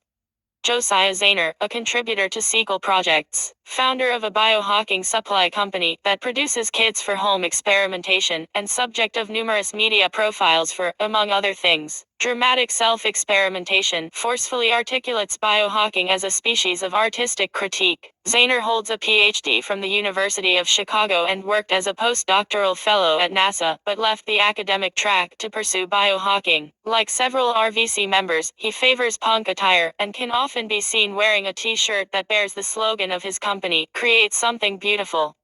In a variation of the bohemian artists from whom Boltanski and Chiapello take their inspiration, here the refusal of subjection in any form is less about the pursuit of artistic or scientific truth, and more about building something cool with the added suggestion that biohacking could help save the world. Are people dying and suffering needlessly because of all these committees and all these rules? And what if people just say, phew, I'm going to do it anyway? And what if people start getting cured? Weissmuller 2016. Zahner represents the most radical end of biohacking's artistic critique.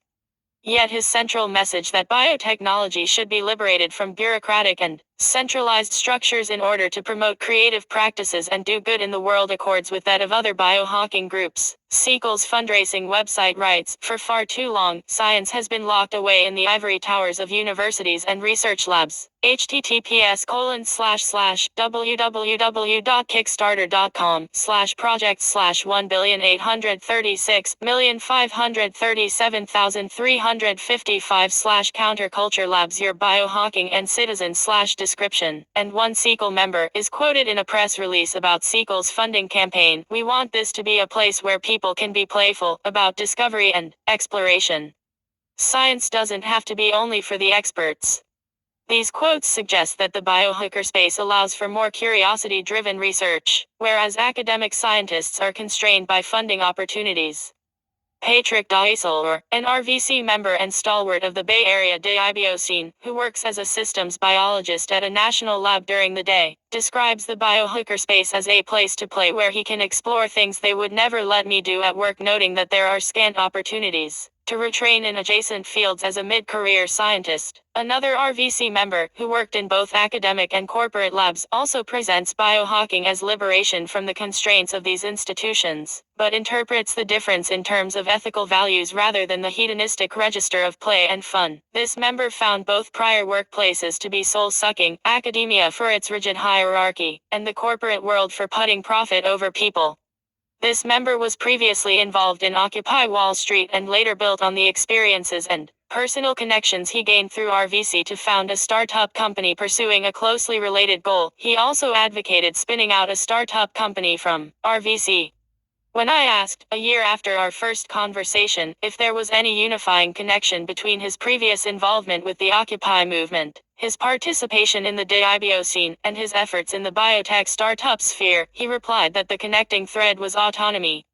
As he saw it, as a startup founder, he retained control of the company, and he was confident and sincere in his desire and ability to make decisions that would do good in the world. In each of these cases, biohacking is portrayed as superior because it is seen as removing restraints that are associated with large institutions, giving the freedom for human creativity to flourish.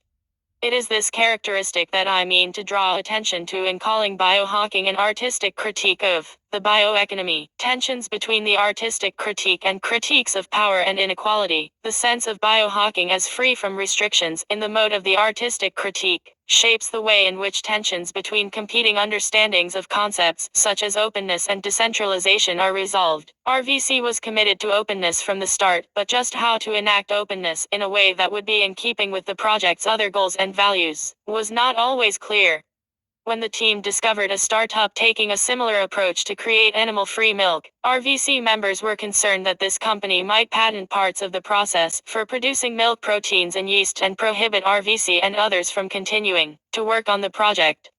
Thus, several options to secure the openness of the project were put on the table. The conversation was speculative, as it was not clear if any of RVC's results or methods so far were novel enough to be patentable. At the same time, it was highly informative about different ways in which participants imagine biohacking projects engaging with other social systems. In particular, the incident revealed how an approach that strives for the openness and the freedom from restrictions celebrated by the artistic critique can be in tension with one based on the desire for social justice and attentive to the differential distribution of power in society. The debate brought out tensions between the different principles driving the project, as well as how those principles were interpreted. Stephen Levy's 2010 Hackers, Heroes of the Computer Revolution, first published in 1984, helped to codify the hacker ethic as several interrelated values, the enduring legacy of which is evidenced by the fact that the Wikipedia entry on hacker ethic is printed and posted in the hallway leading to SQL.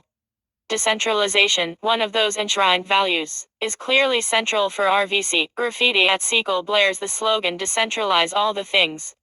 In Hookers, Levy presents bureaucratic centralization as an evil for hackers because it puts barriers between individuals and tools or information. His example is IBM, in which only the most privileged of priests would be permitted to actually interact with the computer. NP, an early proposal for dealing with the project's intellectual property, reflected an understanding of the principle of decentralization that went beyond widening access to technology, as in Levy's description, and towards addressing the centralization of power in society. One member suggested that RVC could pursue a traditional patent and then utilize discretion about how to share it. For example, RVC could license it free to non-profit groups or other scientific researchers and charge a fee if a large company was interested. In the Occupy-influenced setting of the Omni Collective, the larger building and organization housing SQL, this inflection of the principle of decentralization invokes opposition to economic structures that concentrate wealth and power in a small number of hands, with a goal of being the anti-Monsanto, should the project practice a pure version of openness, making the work available to anyone, including those wealthy corporations who would already be best positioned to capitalize on it. Or should RVC sacrifice Complete transparency, shielding some of the work from certain eyes in order to push back against the structures that lead to the centralization of wealth and power, as some argued. This first suggestion was quickly rejected since all three participating organizations, SEQL, BioCurious, and RVC, were founded on principles of open source and open science, pursuing intellectual property rights and restricting access to the work, even if well-intentioned, didn't fit with most people's understanding of openness.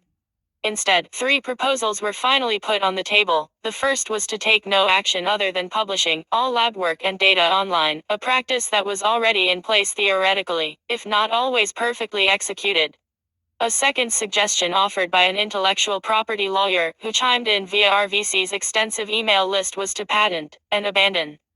This strategy involves filing a provisional patent to stake a claim, thus bringing the project's work to the attention of the Patent and Trademark Office and decreasing the possibility that someone else would wrongly patent the same material. Then, the team would officially abandon the patent, putting it in the public domain. A third proposal involved a legal innovation called the Defensive Patent License DPL, inspired by the new General Public License DPL Schultz and Erb in 2012.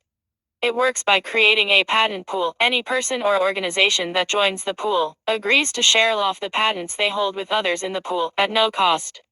Patents may still be enforced against others who are not in the pool. Ultimately, the three propositions were put to a vote, and the second choice prevailed. The team would patent and abandon following consensus-based decision-making practices. The option to go back to the drawing board if anyone strongly objected was held out, but this did not arise. The fear that pursuing the DPL would be costly and time-intensive was one reason that some members chose not to vote for it. Another rationale focused on the project's goal of pushing forward alternatives to animal-based agriculture. One member pointed out that if a large corporation were to adopt the technology, it could be a big step towards furthering the project's goals of mitigating environmental harm and animal cruelty. To the extent that the project is motivated by this latter goal, it is similar to other technology and product-oriented movements for which private sector symbiosis is a means of achieving goals. Hess 2005. The decision to patent and abandon is also in line with the values of the artistic critique, minimizing any kind of restrictions on access and thus promoting a kind of negative liberty. The alternate suggestion to restrict access to some actors, as in the DPL or the original proposal to patent and license in a way that takes into account the status and intentions of the other party, is oriented more towards justice, addressing the differential distribution of power in society corresponding with what Boltanski and Chiapello call the social critique of capitalism. 38.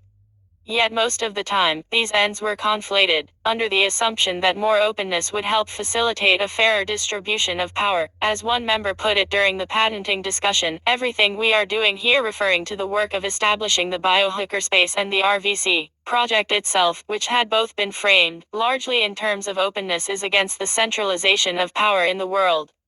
The patenting debate was one point at which a schism between promoting openness and addressing issues of power and inequality became apparent. Point 6. Underlying the conflation of these ends is the way in which the biohackerspace, like Brandisol Earth catalogued decades earlier, serves as a network for Turner 2006, 73, in which countercultural, academic, and entrepreneurial cultures mingle. The messy assemblage of Bay Area biohacking derives from a number of different lineages which differently inflect biohacking's significance. In addition to connections with maker culture, Toshetti 2012, and the DIBO network founded in Cambridge, MA, with participation from academic figures in synthetic biology, Roost 2010, the tradition of European hacker collectives is another, more overtly political lineage that was present in the RVC ensemble, as was the Occupy movement. Another influence especially apparent in SEQL. Point 7. These latter traditions in particular inflected the work at SEQL with a social purpose beyond the well-known political concerns of many self-identified hackers, with free speech and civil liberties. Coleman 2013. European hack labs, which produced one of the earliest approaches to something like a citizen biotechnology in critical art ensemble K's free-range grain project. Delfanti 2013. 121 are associated with the prefigurative politics of autonomous activist movements. Max Egas 2012. A praxis-based mode of politics that seeks to build alternatives to institutions of the state and capitalism. Famanaya 2014. 70. This mode of political action can be seen at the Omni Collective, where SEQL is located. The Omni is a collective of collectives, both a physical space in which other non-profits are located and an organizational process in which the groups work together to create and maintain that space as a public commons.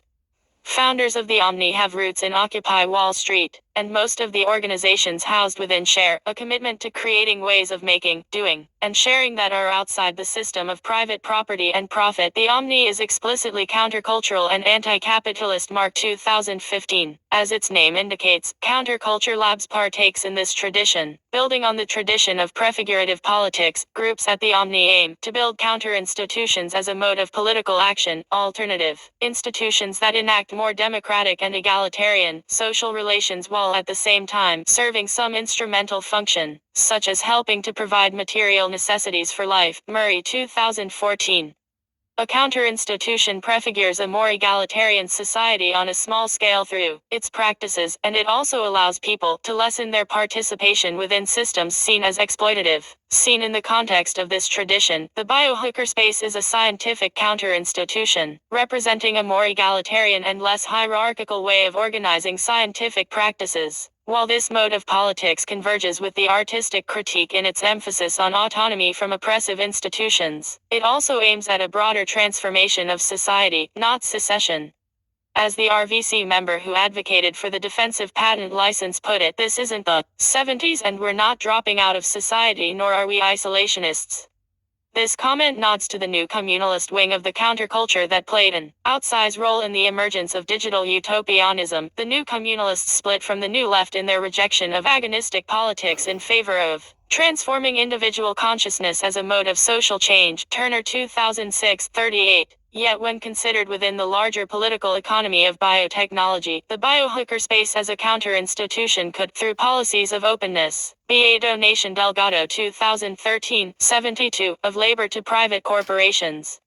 As strategies of distributed innovation have gained traction in the business world. Von Hippel 2005, Laccani and Panetta 2007, companies are prepared to take advantage of innovations that arise outside their walls, through the intermediary of a consulting group that described biohacking as an emerging trend in innovation. Representatives of two large multinational companies that own many household food brands learned about the project and visited the labs to learn more. This interaction demonstrates that companies are poised to capitalize on technological developments in this realm should any arise. Moreover, because the work of the project is in the public domain, no special relationship would be required to take advantage of it, nor would the companies be required to contribute anything back to RVC, or to the knowledge commons that the project itself hoped to contribute to. While the biohackerspace, as a counter-institution of science, is other than incumbent institutions, it can work with them in ways that benefit those institutions. Finally, the hope that the biohackerspace, by way of being open to all, could represent a more egalitarian and inclusive counter-institution of sciences, somewhat undercut by data showing that DIBO participants are more highly educated than the general population. A significant percentage have postgraduate training in science or engineering. Grushkin et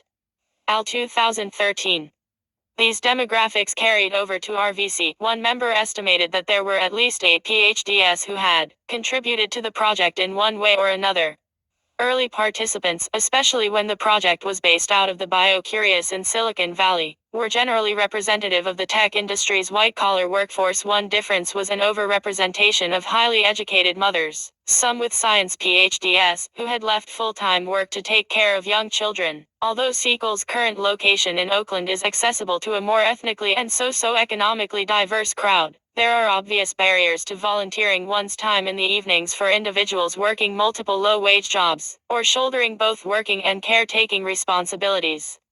Sequel's organizational leadership is attentive to how structural inequality can impact accessibility, and, for example, offers scholarships on membership fees. Still, as in the case of the patenting debate, the promotion of openness and freedom from constraints does not necessarily translate to actions that lessen social inequality. Although many participants connected the imaginary of decentralized and accessible biotechnology with visions of social justice, design and desire, creating consuming citizens, the artistic critique is not primarily about art, but rather about liberating individual freedom and creative potential from the single-minded pursuit of capital accumulation represented by the large corporation and Fordist, or, in the case of biotechnology, monocultural regime of conformity it is associated with. However, while art is not the only outlet for newly liberated creative energies, aesthetics can play a role in illustrating the departure from the previous regime. Dyson imagines that designing genomes will be a personal thing, a new art form, as creative as painting or sculpture, once biotechnology becomes small and domesticated rather than big and centralized.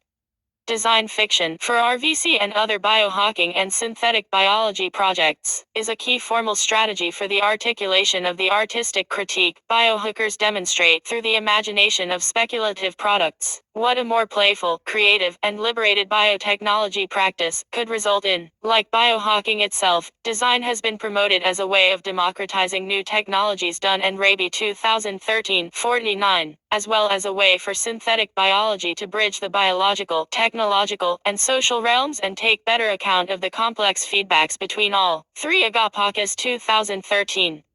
Designers as well as artists have been drawn to synthetic biology, and design fiction has even been incorporated into public engagement activities. Halpern 2014. Design fiction often appears in iGEM projects, most successfully deployed by the grand prize-winning Cambridge team in 2009, whose collaboration with designers Daisy Ginsberg and James King resulted in a suitcase full of colorful fake poop illustrating how the team's pigment-producing bacteria might be used in future probiotic home diagnostics. Although RVC did not display a physical prototype at iGEM, the project's name and logo serve as a kind of design fiction. Asorix and Craig's Chicky Enobs illustrate, creating a brand name for a fictional product can help produce a reality effect, suggesting embeddedness in our consumer world. Brand names are a special case of neologism, the coining of new words, a common device in science fiction, which paradoxically conjures up a sense of the inevitability of the new thing, or of a new discourse, in which the neologism is embedded. If there is a word for it, it must already exist. Yet fictive neology also displays that it is fiction. C6uri Rane, 2008, First Beauty, the project's name and the associated logo that appeared on the website, crowdfunding site presentations, and social media accounts created to publicize the project constructed real, vegan cheese as a brand, and gave it a sense of realness, even though an edible product does not yet exist. The value of this branding work was evident in discussions about a potential RVC startup company, when it was suggested that the RVC nonprofit could license the brand to the new company. RVC, like other design fictions, inhabits the liminal space between the everyday and the magical and new. As a fictional object, it served as a seed around which future scenarios crystallize. Cyberpunk author and futurist Bruce Sterling writes that such fictional objects, or diegetic prototypes, help the viewer suspend disbelief about change. Bosch 2012. On the side of the everyday real vegan cheese's name announces itself matter-of-factly, making it easy to imagine it on supermarket shelves. The project's website breathlessly announces real vegan cheese in the present tense, a manner of describing the project echoed by news articles. Real vegan cheese is not a cheese substitute. It all starts with regular old baker's yeast. Through synthetic biology, we engineer our yeast to become milk protein factories. Our milk proteins are then combined with water and vegan oil to make vegan milk, which is ultimately converted into real vegan cheese through standard cheese-making processes, just like cheese made from cow or goat milk. https://realvegancheese.org/. This introduction also uses a tactic common to the biotech industry, which normalizes genetic engineering by associating it with older agricultural techniques, like selective breeding. This description highlights the use of regular, old baker's yeast and standard cheese-making processes. At the same time, the project adds novelty by proposing not just regular cow cheese, but also narwhal cheese and human cheese, using the casein sequences specific to those species. While human cheese was chosen for its hypothesized potential to be less allergenic, and also sounds slightly grotesque, upping the attention-grabbing nature of the project, narwhal cheese adds a playful element to the moral appeals that promise a more humane and environmentally friendly method of production. Why narwhal? As Patrick explained, eliciting chuckles from the iGEM audience, because we can.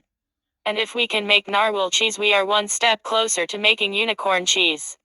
This geeky cool aesthetic earned the project accolades. I'm sure synthetic biology can get weirder, but this is a great start, one approving journalist for O'Reilly Media wrote, referencing Andy's exhortation to keep synthetic biology weird. Guides 2014.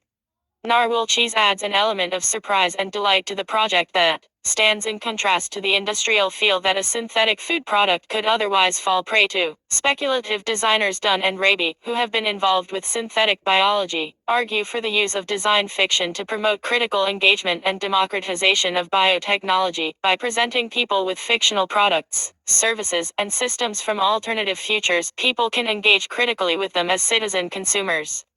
Yet design, unlike Biowart, which, the authors note, often comes across as slightly Gothic 61, aims to be aesthetically pleasing, and there can be a tension between engaging and seducing. Dunn and Raby note that the drawbacks of design as a method of engaging the public around new technologies include its potential facilitation of desensitization, acceptance, and opening of certain pathways that then become more likely for these first steps. Kirby's 2010 discussion of diegetic prototypes provides some evidence for the idea that design fiction helps to normalize new technologies. Kirby shows that diegetic prototypes in film demonstrate the need for the technology as well as its benevolence and viability. Fictional technologies or diegetic prototypes are embedded in the film's plot and are made to seem both ordinary and extraordinary. 10. The technologies are portrayed as plausible and even mundane within the fictional diegetic world, while simultaneously appearing futuristic to the viewer. These characteristics have made diegetic prototypes a useful tool for real-world technology developers, serving as a kind of pre-product placement that suggests such objects can and should exist. 6. Interestingly, this can be the case even when the technology is part of a dystopian world. One of Kirby's examples is the film Minority Report, which helped gain real-world funding for the development of gestural interfaces.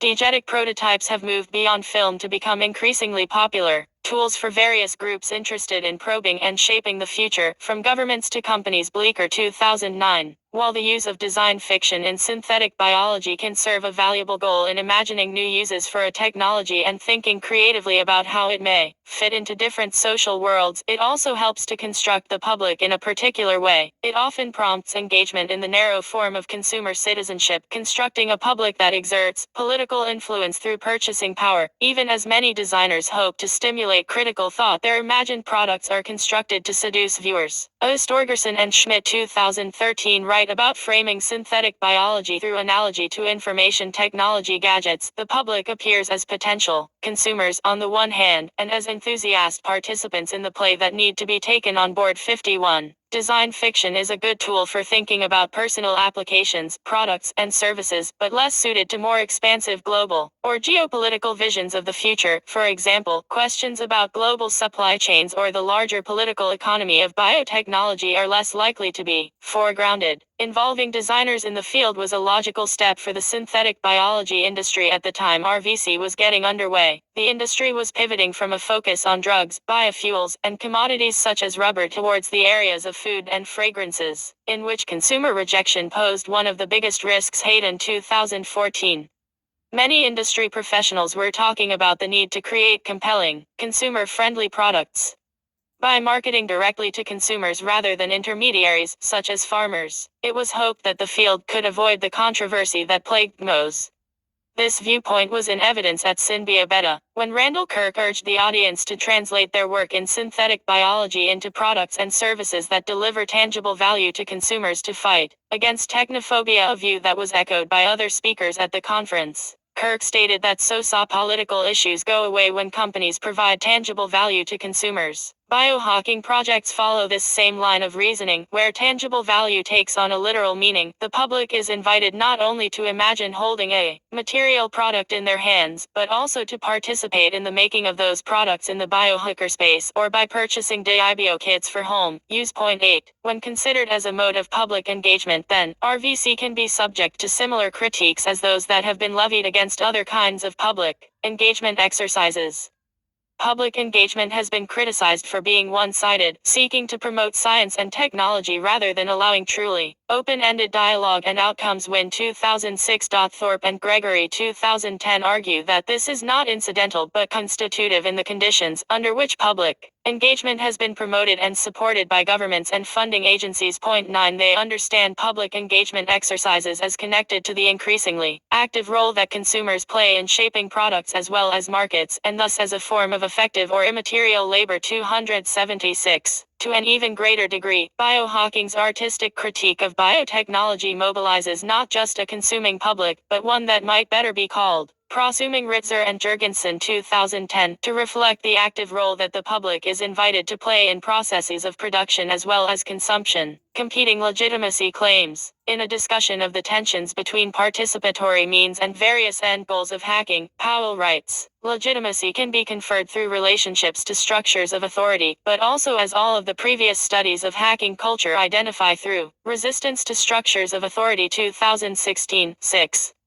The RVC project involved legitimacy appeals of both kinds, both associating and differentiating itself from structures of established scientific authority. Much of the rhetoric of the project constructs its legitimacy as a function of being outside institutions, driven by more authentic and ethical goals than the profit-driven corporation or the funding-hungry academic lab. The power of the public is another source of legitimation that resides outside institutions. RVC was able to claim an intimate level of engagement with that abstract but powerful entity. One of the team's iGEM slides proclaimed, "Public engagement approach, we are the public." In contrast, the team's very participation in iGEM was an effort to gain legitimacy through relation to constituted structures of authority. iGEM participation can be read as a kind of legitimacy trade, in which the iGEM judges most involved professionally with synthetic biology read the project as a public validation of their field, while RVC members hoped for a positive evaluation at iGEM in order to support the scientific validity of the project. Meyer and Wilbungs 2017.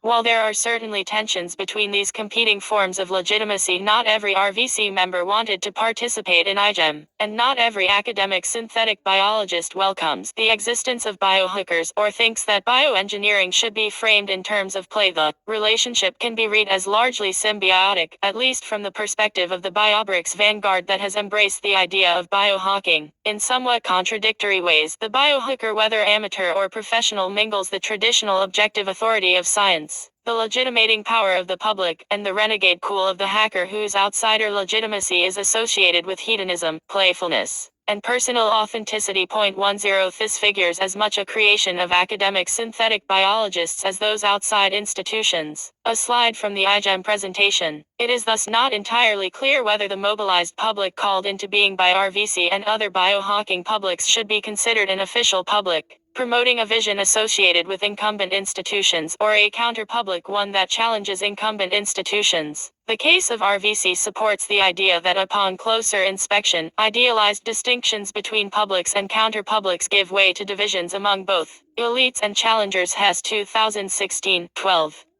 A robust DIBO community helps to validate the biobrick vanguard's promissory vision of biology made easy to engineer, suggesting that this relatively recent approach deserves further funding and support. Meanwhile, the biohacking community includes both critics of the bioeconomy and those who want to open new markets for biotechnology products. It is not cohesive enough and lacks the specific, oppositionally defined goals that would warrant the label of a social movement. Cipher 2015, 168. Instead, it aims to build capacities that would allow synthetic biology to be channeled towards new applications that are not incentivized in existing institutions, whether these be towards personal art projects or cases of undone science. Hess 2016, such as the development of generic method of insulin production as in Sequel's Open Insulin Project, or alternatives to animal agriculture. Is biohacking, seen through the lens of project like RVC, a technology of humility? Josinoff 2003, that leads to a more resilient, democratic and experimental model for acting and decision making, as Kara argues 2014, 29. On the one hand, the biohacker space does allow for upstream engagement with research and technology development. RVC may help drive synthetic biology's turn towards food applications and draw attention to the question of how synthetic biology could promote a more sustainable and humane food system, largely through channels of consumer citizenship and entrepreneurship. The project's crowdfunding success is a signal to investors that these types of applications may find eager markets. 11 And it remains possible that some members might form a startup to commercialize RVC. 12 On the other hand, this type of engagement only involves those who want to develop and use the technology in some way and provides no means of engaging with those who want to avoid the development of a particular research program or technology. In its least humble incarnations, biohacking mixes populist rhetoric with appeals to scientific objectivity and authority, and is not necessarily immune to scientism. Scientism can be defined as the reduction of contested social meanings to scientifically defined meanings. For example, framing questions about new technologies in terms of technical risk assessment. Welch and Wynne 2013553. For example, when Zahner was asked in an interview how he would respond to someone who was concerned about the risks of selling gene editing kits online, he replied, "I would begin by asking the person, do you know what DNA is? And if they say no, then usually the conversation ends there, or if they struggle to explain it." Weissmuller 2016. This response disallows the possibility of objections that do not fit within a technically conceived notion of risk, as well as claims and subject positions that are rooted in non-scientific frameworks. In this respect, the artistic critique's celebration of autonomy, shored up by appeals to both popular and scientific authority, may be in tension with calls to democratize the governance of synthetic biology. Fro 2015. And could potentially impede dialogue with groups whose positions fall outside the boundaries of what biohackers determine to be scientifically legitimate. In this case, a conflation between science and technology can lend the authority of science to socio-technical agendas. 13. Sequel's ambition to be an organization with community buy-in does provide a mechanism for altering the course of projects based on the feedback of whoever shows up at meetings, but it remains to be seen how the deliberative and consensus-based practices of the biohacker space would deal with more deeply divided factions. Regarding Friends of the Earth, an environmental group that opposes genetic engineering and has been highly critical of synthetic biology, some RVC members thought it was better not to engage with them at all because the two groups have a fundamental disagreement about the facts of the matter. Foe's insistence that genetically engineered foods can pose serious risks to human bodies and the environment. http://www.fo.org/projects/food and technology/genetic engineering was seen by RVC members as an objectively false claim, since they consider the safety of GMOs to be a matter of settled science. The group was therefore seen as lacking legitimate standing to engage in deliberation. The focus on autonomy that I have described as characteristic of the artistic critique in some ways harkens back to a purist view of science as obtaining legitimacy from its autonomy from utilitarian or profit-seeking motivations, ironically, reinstating an ivory tower view of science outside of the ivory tower. In this respect, biohacking can be read as a continuation of the unbinding of scientific authority from scientists that Moore 2009 describes in her analysis of scientist-led protest movements in the U.S. after World War II. Moore notes, although the authority of scientists to assert that they are neutral conduits for facts has weakened, public enthusiasm for scientific claims more generally has not. 212-213. In the biohacker space, scientific authority is dissociated from professional credentials. At the same time, even though members of the DIBO community sometimes frame opposition to GMOs as a matter of ignorance, the very nature of the project, which attempts to engineer a new social context for the production of biotechnology, dovetails with research that shows public ambivalence about biotechnologies is not due to ignorance, but rather to concerns about the actors involved and the contexts in which it is developed. Maris 2001. In this respect, it moves beyond the deficit model, in which an ignorant public needs to be educated to get on board with new technologies, towards addressing the social context of technology development as a legitimate concern. Biohacking projects mobilize the legitimizing power of their publicness in the sense that they describe themselves as grassroots, open to all, and acting in the public interest, in order to convince an imagined skeptical and/or fearful public of the benefits of synthetic biology. They offer opportunities for non-scientists to intervene in the upstream development of synthetic biology applications, insofar as these participants support some kind of development of the technology in the first place. Finally, they contribute to the construction of a different kind of scientific authority, one that merges renegade hacker cool with the traditional persona of the scientist as a disinterested and objective observer. Critiquing the institutions of big bio, they intervene in the effect and aesthetics of biotechnology in the hopes of mobilizing a public of biotech prosumers, an outcome that would be welcomed by many of those same institutions. Acknowledgements. The author would like to acknowledge writing seminar participants at the Stanford Center for Biomedical Ethics, an anonymous peer reviewer, the editors of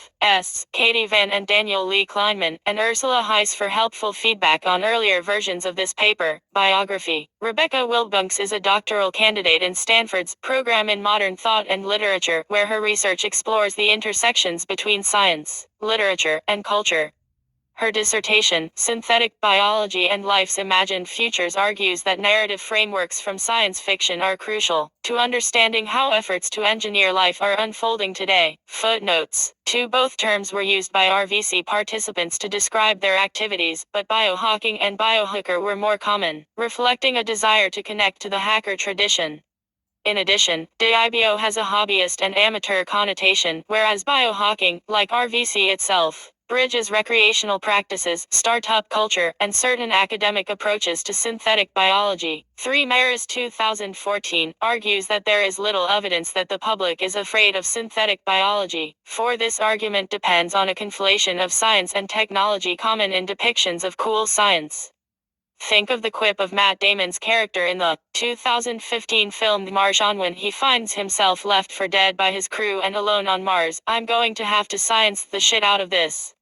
He then survives for the next 2 years by performing an impressive series of hacks using the left-behind equipment. Similarly, projects such as RVC that are application-driven rather than basic research are still often described as open science or citizen science projects. The implications of this conflation in legitimizing projects and research agendas are further discussed in the final section. 5. As if to illustrate her point, Stanford professor Drew Ende tweeted in 2014, "Is biotech only about tools, products, money, and policy?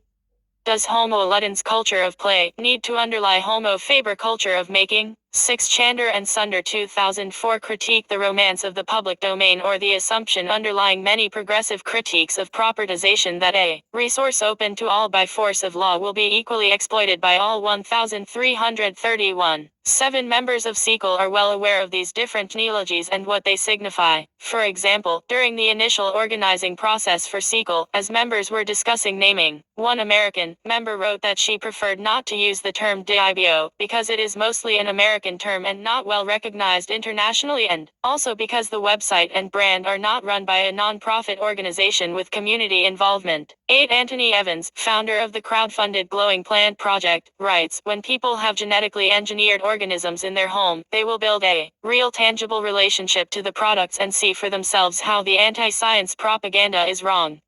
He urges the government to encourage consumer biotech products because when consumers can touch and play with genetically engineered organisms, they will learn to trust the technology. Blog.glowingplant.com. 9. Thorpe and Gregory argue that public engagement has been widely adopted precisely because of its promise to help create favorable conditions for post-Fordist economies. Public engagement enrolls participants into the formulation of those promissory futures and into the integration of these futures with existing social values and aspirations.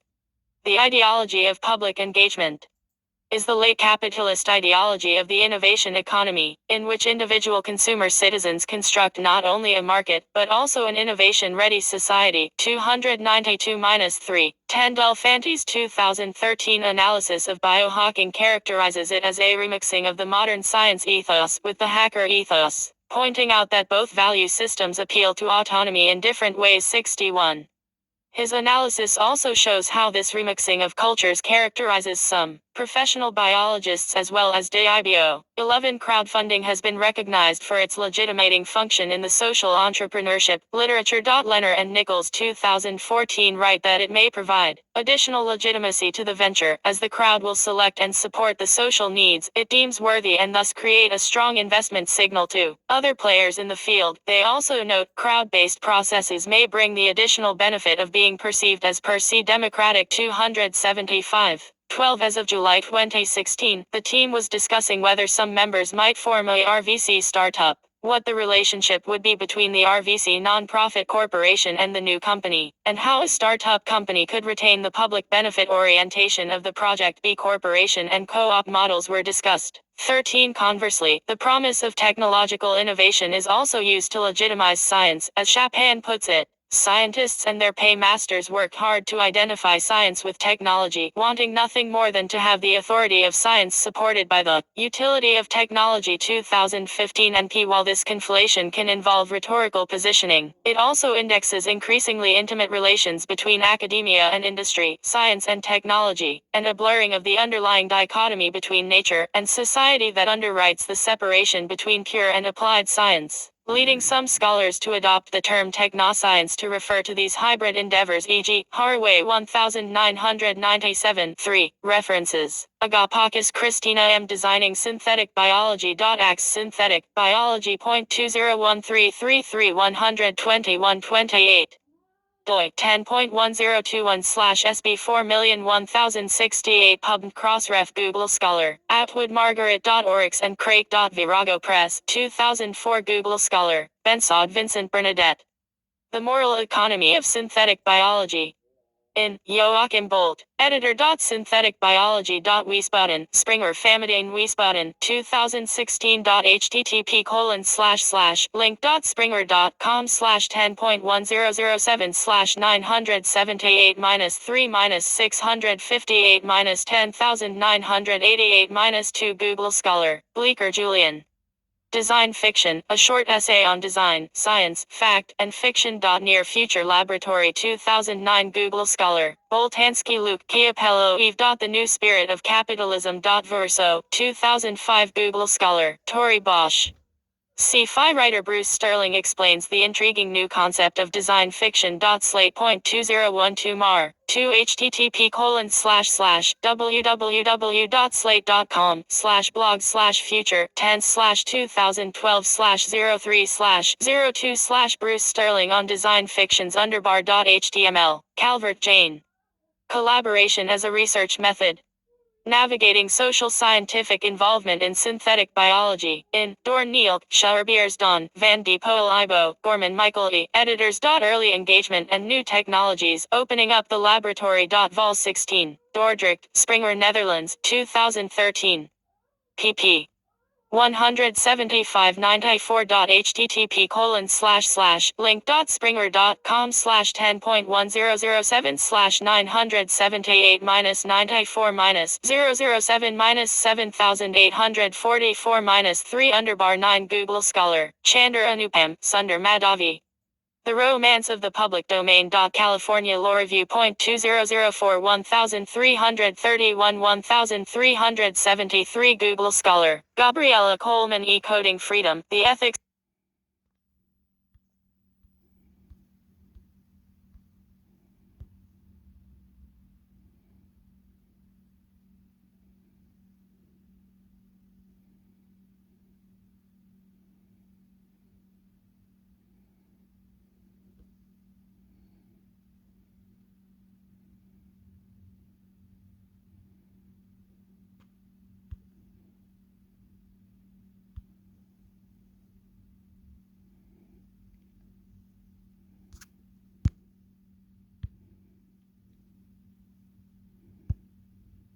Biohacking, an exploratory study to understand the factors influencing the adoption of embedded technologies within the human body. PMC, Journal List, Helion, V65 2020 May, PMC 7226663. As a library, NLM provides access to scientific literature.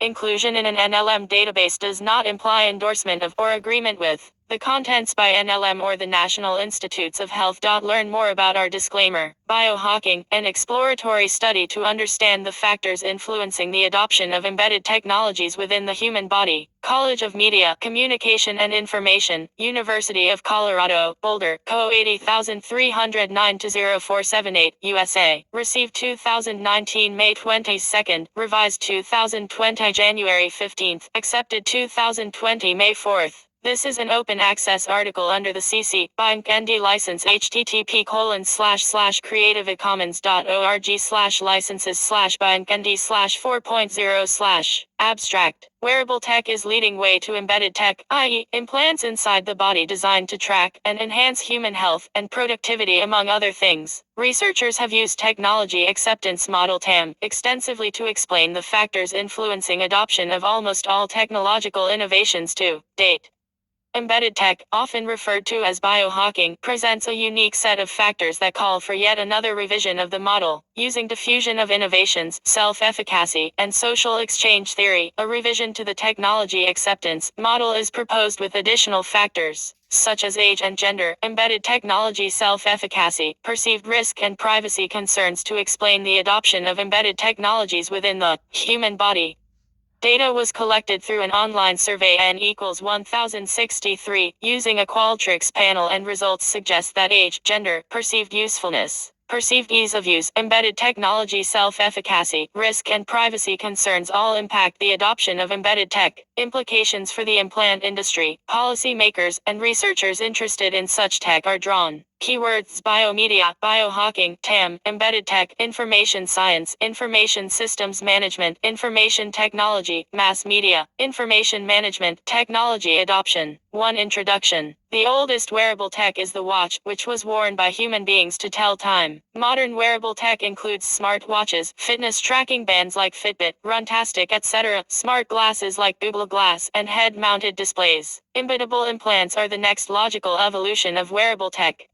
Embedded technology within the human body, also called biohacking, i.e., biology plus hacking, refers to all kinds of implants and interventions to the human body to enhance performance and health. Norton, 2016. While it might sound like science fiction or an episode of the popular Netflix show Black Mirror, there are several embedded technologies or biohacks currently being developed or are already available in the market. Electronic tattoos or biostamps, password pills, memory chips, magnetic implants, and guiding/GPS systems embedded in the human body are some of the examples. Monks, 2014. Humans now have the means to manage our biology using medical, nutritional, physical, and electronic techniques. The idea behind biohacking is that what we put into our bodies has a big impact on how we feel. So if we want better outputs from our bodies like reduced stress, better memory and focus, superior performance and productivity, we need to alter and provide better inputs to our bodies. Life, 2016. Many see biohacking as a natural progression and extension of modern innovations like wearable technologies. Wearable tech is typically used to keep track of health and fitness, among other things, a phenomenon commonly referred to as quantified self-worth. 2009. In addition, most wearables have a display that advertisers can use to target users with ads. However, the real value of wearables to companies that create such tech is the availability of abundant personal data that enables advertisers to customize messages and target users with exactly what they need and when they need it. Saxena, 2016. As wearable tech becomes increasingly popular and morphs to embedded tech, the nature and complexity of the information and data now available to implant manufacturers makes a much more sophisticated, personalized, and contextualized advertising possible, leading to increased risk and privacy concerns among users.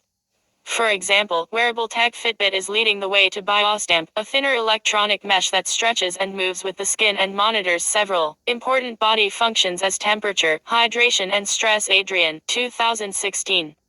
Also referred to as electronic tattoos, biostamps can be used to monitor individuals wirelessly, collect information from their skin in a continuous fashion as they go about their daily lives. This information could be automatically sent to their smartphone or the cloud in a similar way the Fitbit does. Adrian, 2016. This takes the quantified self-movement to an entirely new level and creates all sorts of concerns for potential users. Tech manufacturers can use such highly personalized data to send contextual promotional messages to users. For instance, a message to hydrate with a specific drink after a 6-mile run can be sent to the user's phone as a push notification along with his or her stats on body temperature and hydration status. Embedded technologies are not some dystopian future but are, in fact, already part of our current lives with our increased reliance on contact lens, hearing aids, smartphones, pacemakers, bionic knees, and other embedded implants. Ricker, 2016. Technology already exists to implant RFID chips in individuals that can serve as entry keys to apartments, tap-and-go payment systems,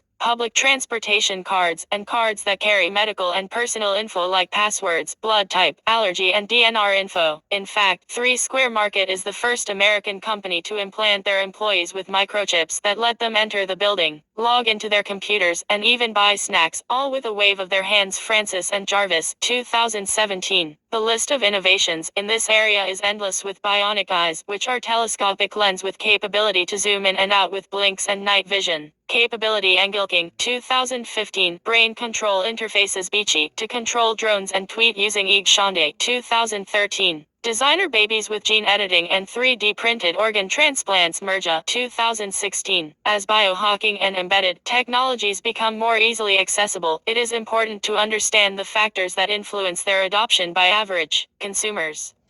While researchers have studied the adoption of wearable technologies, such as the smartwatch Chua et al. 2016, embedded technologies present a unique set of factors like a greater level of risk to the users and increased privacy concerns, among other things that warrants a separate examination of the factors of their adoption despite being similar to wearable tech. In addition, technology acceptance model TAM, which is most commonly used to explain the adoption of new technologies, can also be extended/modified to include the unique set of factors that come with embedded implant technologies within the human body. In the following section, using the framework of diffusion of innovations, self-efficacy, social exchange theory, and the theory of planned behavior, a revised technology acceptance model for the adoption of embedded technologies within the human body is proposed. 2. Literature review. 2.1.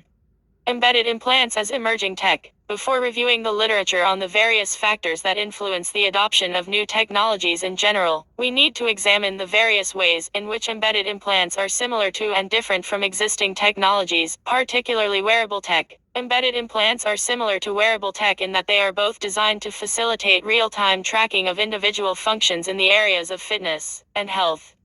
In that sense, some of the factors that influence the adoption of wearable tech as identified in Chua et al. 2016, perceived ease of use and perceived use, should also influence the adoption of embedded tech. The visibility factor that was found to be significant in predicting the adopting of wearable tech Chua et al. 2016, should not apply to embedded tech, as by definition most or all embedded tech are implants inside a human body and, therefore, not visible to others. Another difference is that the perceived ease of use can be further investigated in the case of embedded tech as the self-efficacy of using such technologies, given that these technologies are new and somewhat more complex to use than mobile phones or smart watches.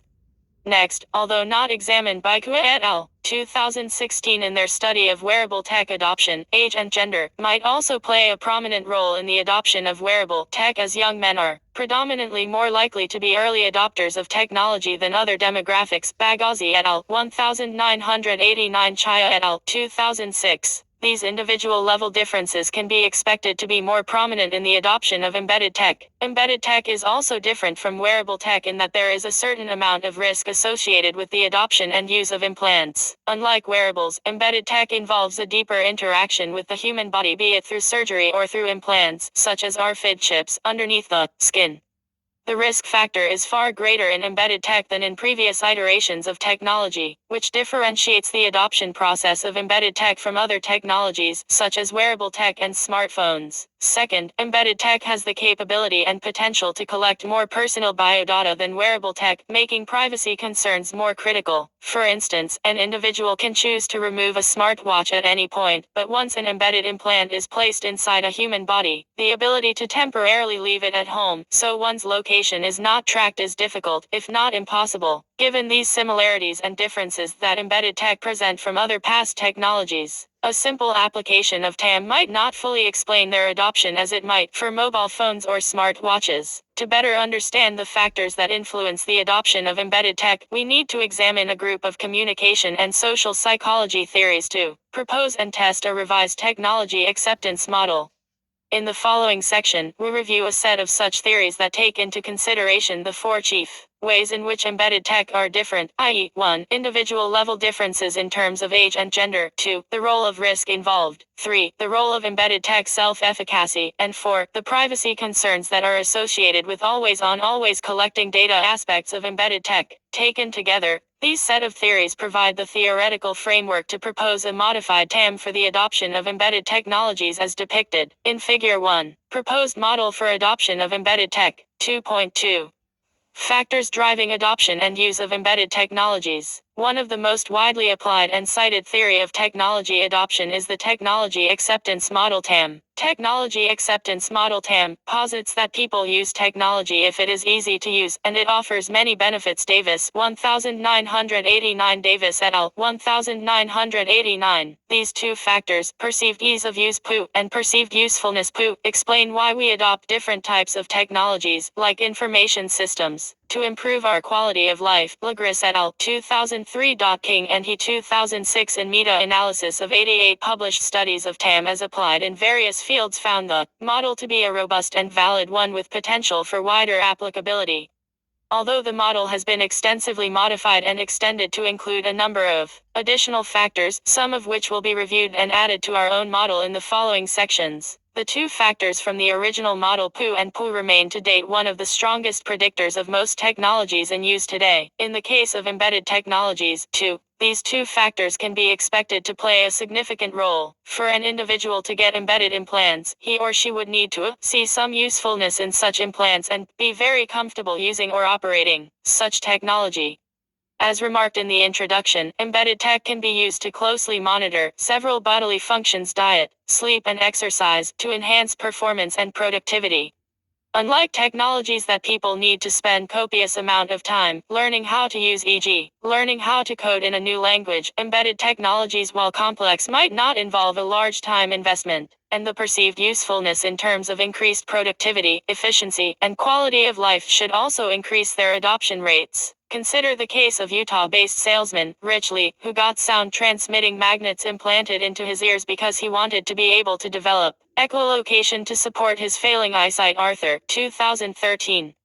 After losing considerable amount of vision in his right eye, his doctors told him there was a possibility of something similar happening to his left eye as well, eventually making him legally blind. Rich took the decision to get the magnets implanted into his ears, hoping to connect them later to an ultrasonic rangefinder which will allow him to echolocate and be able to survive in case he loses vision completely.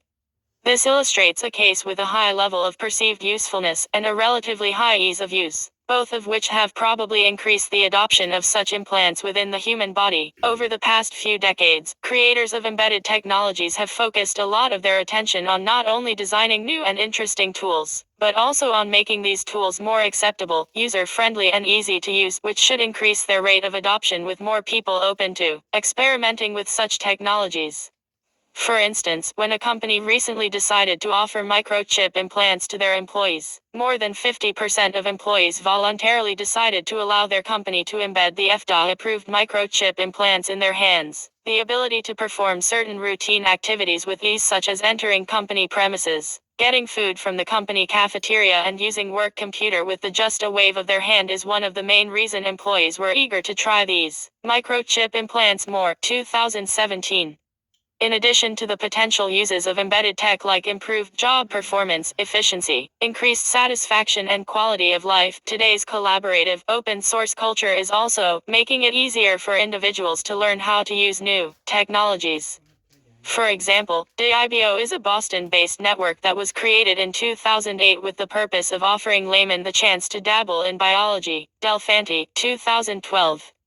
Their endeavor to provide people with the tools they need to experiment in the field of biology has given rise to garage biologists and DIY biohackers who are not only comfortable operating bioimplants but are getting those implants themselves. Bloom, 2009. Based on the above discussion, embedded technologies offer a unique set of useful functions and are designed to be relatively easy to use, both of which should predict their popularity and adoption among users. H1. Perceived usefulness of embedded technologies will positively impact individuals' adoption of such technologies. H2. Perceived ease of use of embedded technologies will positively impact individuals' adoption of such technologies. Over the years, TAM has been extended in numerous ways to fit the technology being examined, as each new technology presents a disparate set of challenges and opportunities for adoption.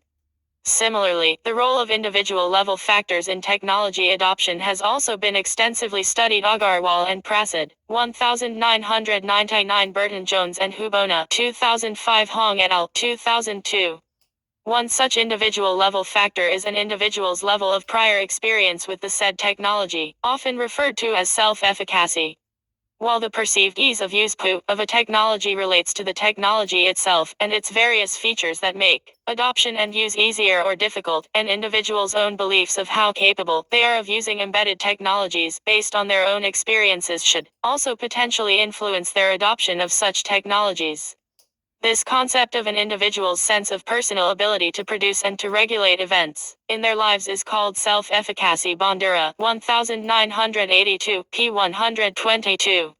Self-efficacy, which plays a pivotal role in influencing our approach to different types of tasks, is often associated with the adoption and use of technologies, such as computers and the Internet, e.g. Easton and Larosi 2000. Internet self-efficacy. It is not just a matter of knowing what to do, but rather it involves a generative capability in which component cognitive, social and behavioral skills must be organized into integrated courses of action to serve innumerable purposes. Bandura, 1982, p. 122. In other words, it is one's ability or confidence in how well one can execute a certain course of actions required to deal with and/or accomplish certain goals. Bandura, 1982. Luarn and Lin 2005 investigated the role of perceived self-efficacy on behavioral intention to use mobile banking and found that it had a significant positive impact on behavioral intentions. Sanchez and Heroes 2010 extended TAM to include technical support and perceived self-efficacy and found both to have a positive effect on the use of an online teaching platform called Moodle. Similarly, individuals' adoption and use of embedded technology should be dependent on their perceptions and beliefs of how well they think they are capable of using such technologies to accomplish their objectives associated with them. This is different from the perceived ease of use (POO), which is based on the technology itself and its features rather than individuals' abilities. Drawing from Bandura 1982 General Concept of Self-Efficacy and Easton and Larosi 2000 extension of it to Internet. In terms of Internet self-efficacy, we use the items in both scales to adapt to embedded technology. We call this the embedded tech self-efficacy (ETSI) and define it as an individual's judgments on his or her ability to execute the functions necessary to operate and deal with embedded technologies to achieve a set of objectives or goals. Based on research on self-efficacy and Internet self-efficacy, embedded technology self-efficacy (ETSI) should also have a strong influence on how individuals adopt and use such technologies. Resisting new technologies or experiencing anxiety while using them are traits often displayed by people who question their technical self-efficacy, or in other words, their ability to constructively use tech tools to achieve certain goals in their lives. For instance, Avari 1995 found that people who considered computers to be too complicated rarely felt motivated to learn them, as they assumed that they would not be able to use them well enough to achieve their goals. Also important is how we understand the concept of ability itself. Some people consider ability to be fluid, dependent on experience and malleable. These people welcome challenges that help them learn, and are not afraid to make mistakes. Failure is looked at as a stepping stone to further learning. Others are convinced that ability is inherent, and not much can be done to change it. As a result of this belief, they prefer not to engage in activities in which they could potentially perform badly and, consequently, give up on opportunities to learn from their failures. Bandura, 1993. Irrespective of whether abilities are fluid or not, individuals' beliefs in their own abilities to be able to execute and operate embedded implants in their bodies without concern or anxiety should positively impact their ultimate adoption and use of such technologies.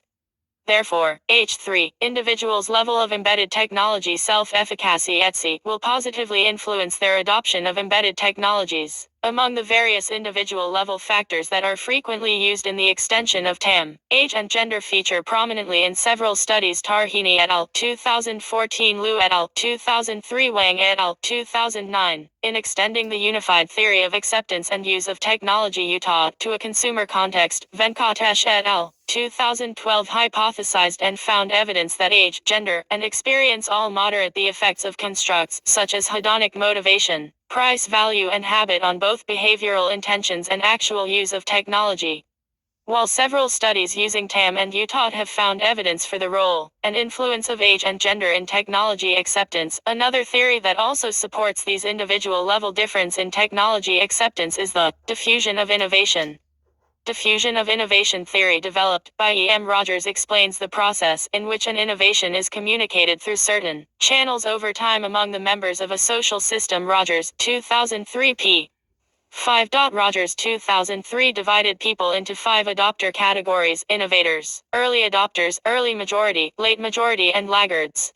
Innovators are enterprising, allow themselves to fail and learn from their failure to continue creating new and interesting ideas and products. Early adopters are people who may not create, but they are certainly aware of the advantages of adopting technology before others do. People who fall into the early majority category adopt technologies after observing their pros and cons. Late majority adopt technology long after it has been used by others, and laggards are those who don't display much interest in upgrading themselves. From a technological point of view, Rogers, 2003, within the diffusion of innovations and technology, certain individual level differences exist. For example, in their longitudinal study on gender differences in the field of technology adoption, researchers Svamkatesh et al. 2003 found that there are different underlying factors that motivate men and women to actually use technology. They found that women place more emphasis on the process followed to achieve a target as compared to men, who focus more on the outcome. Venkatesh et al. 2003.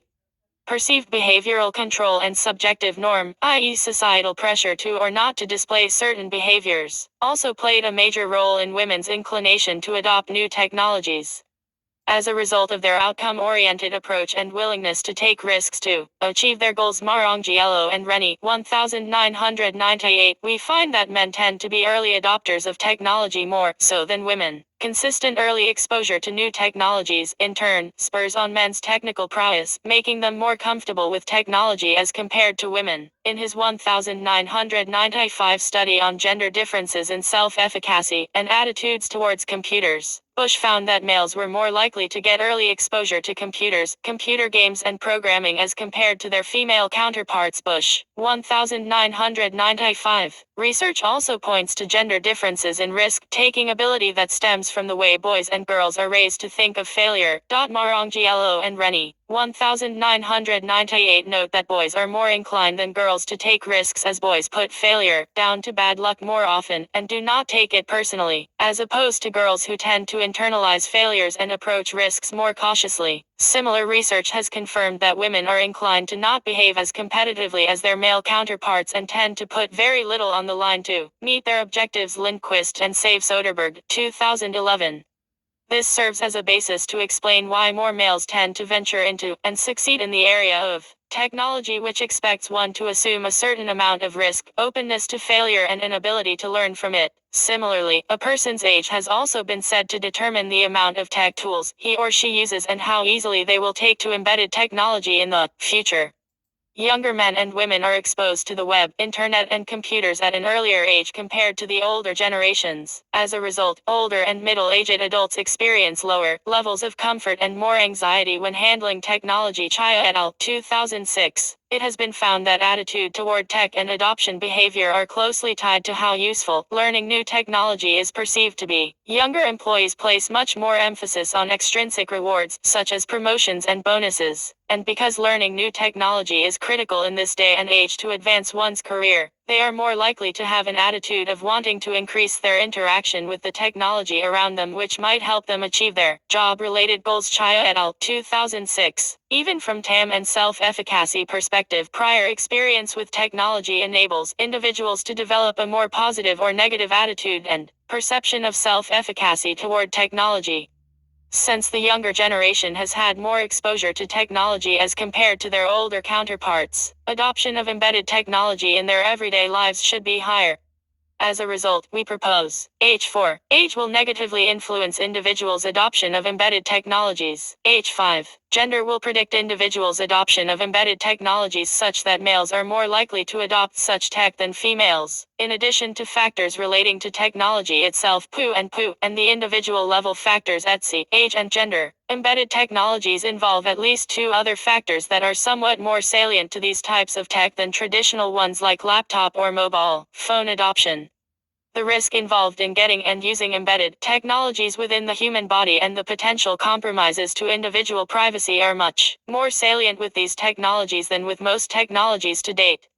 Implanting chips into one's body is a risky affair in itself, but the dangers of them interacting with human bodies and or creating future complications is much more critical than the potential harmful radiation a cell phone might generate. The other key aspect of embedded tech is that these implants are not as easy to get rid of as leaving one's cell phone at home. Since they are implants within the human body, it does take a certain level of expertise and risk to remove them. Similarly, the always-on nature of embedded tech also potentially heightens the privacy concerns of individuals carrying these implants. Despite these negative factors, individuals might still opt to use such technologies, and social exchange theory set could be used as a framework to explain why individuals might be willing to take the risk and or give up their personal data and privacy in exchange for the benefits of technologies. It is widely known that human beings operate within a mutually accepted set of norms to function productively. This forms the basis for SET, which posits that our interactions are based on the understanding that giving something someone wants or needs will get us something that we want or need. Corbanzano and Mitchell, 2005.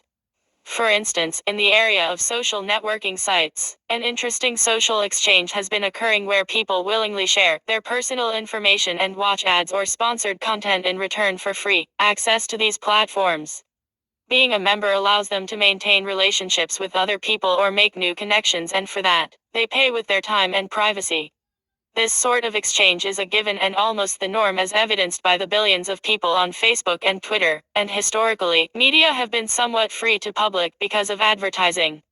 With the advent of internet, it could be argued that people are also paying for these services with their personal and private data. Privacy concerns play an important role in deciding how much personal information people divulge on these sites. In a study conducted to measure the relationship between amount of social interaction on social media sites and level of privacy offered, it was noticed that there was a very strong direct relationship between the magnitude of information people willingly shared and how much they trusted the social media site and its members not to misuse that information. Dwyer et al. 2007. If this reasoning is to be applied to embedded technologies, it goes without saying that companies that offer privacy protection and have stern policies in place that prohibit misuse of users' personal information will draw the largest number of voluntary users who will share their information in exchange for the benefits offered by embedded implants. While there is no research that directly examines the effects of risk and privacy on embedded tech adoption, researchers have investigated the role of both in other contexts.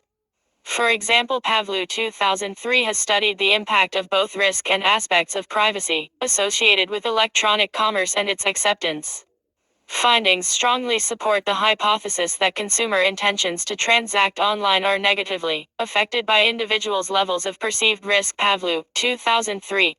In another study, Im et al. 2008 found that perceived risk, technology type, and gender were significant moderating variables in users' technology adoption. The role of perceived risk has been shown to be significant in the adoption of online shopping. Li and Huang, 2009. Wu and Qi, 2015, and in the adoption of internet banking across the globe. Kesharwani and Singbisht, 2012. Martins et al. 2014. Similarly, individuals' concern for information privacy directly influences their opt-in intentions of adoption of electronic health records. Angst and Agarwal, 2009.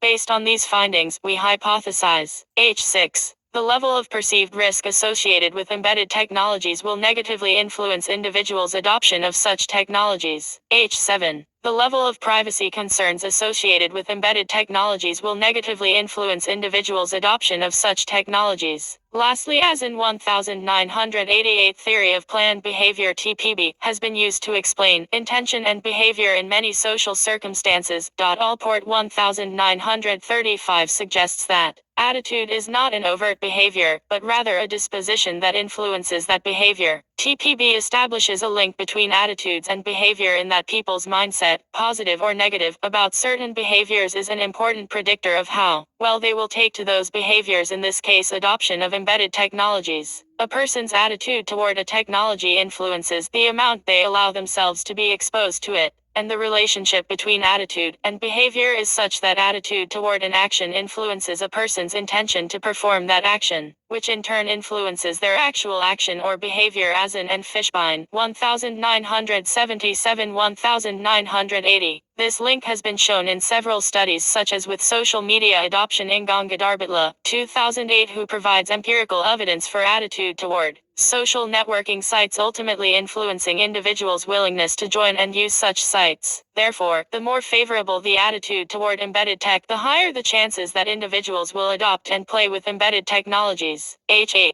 Individuals' attitudes toward embedded tech will predict their adoption of such technologies. 3. Method. In order to test the hypotheses, an online survey was designed, and participants were recruited through Qualtrics. The sample makeup was set up with a rough 50-50 gender split and with age and ethnicity to mirror U.S. National census at the cost of $4 per complete N equals 1,167.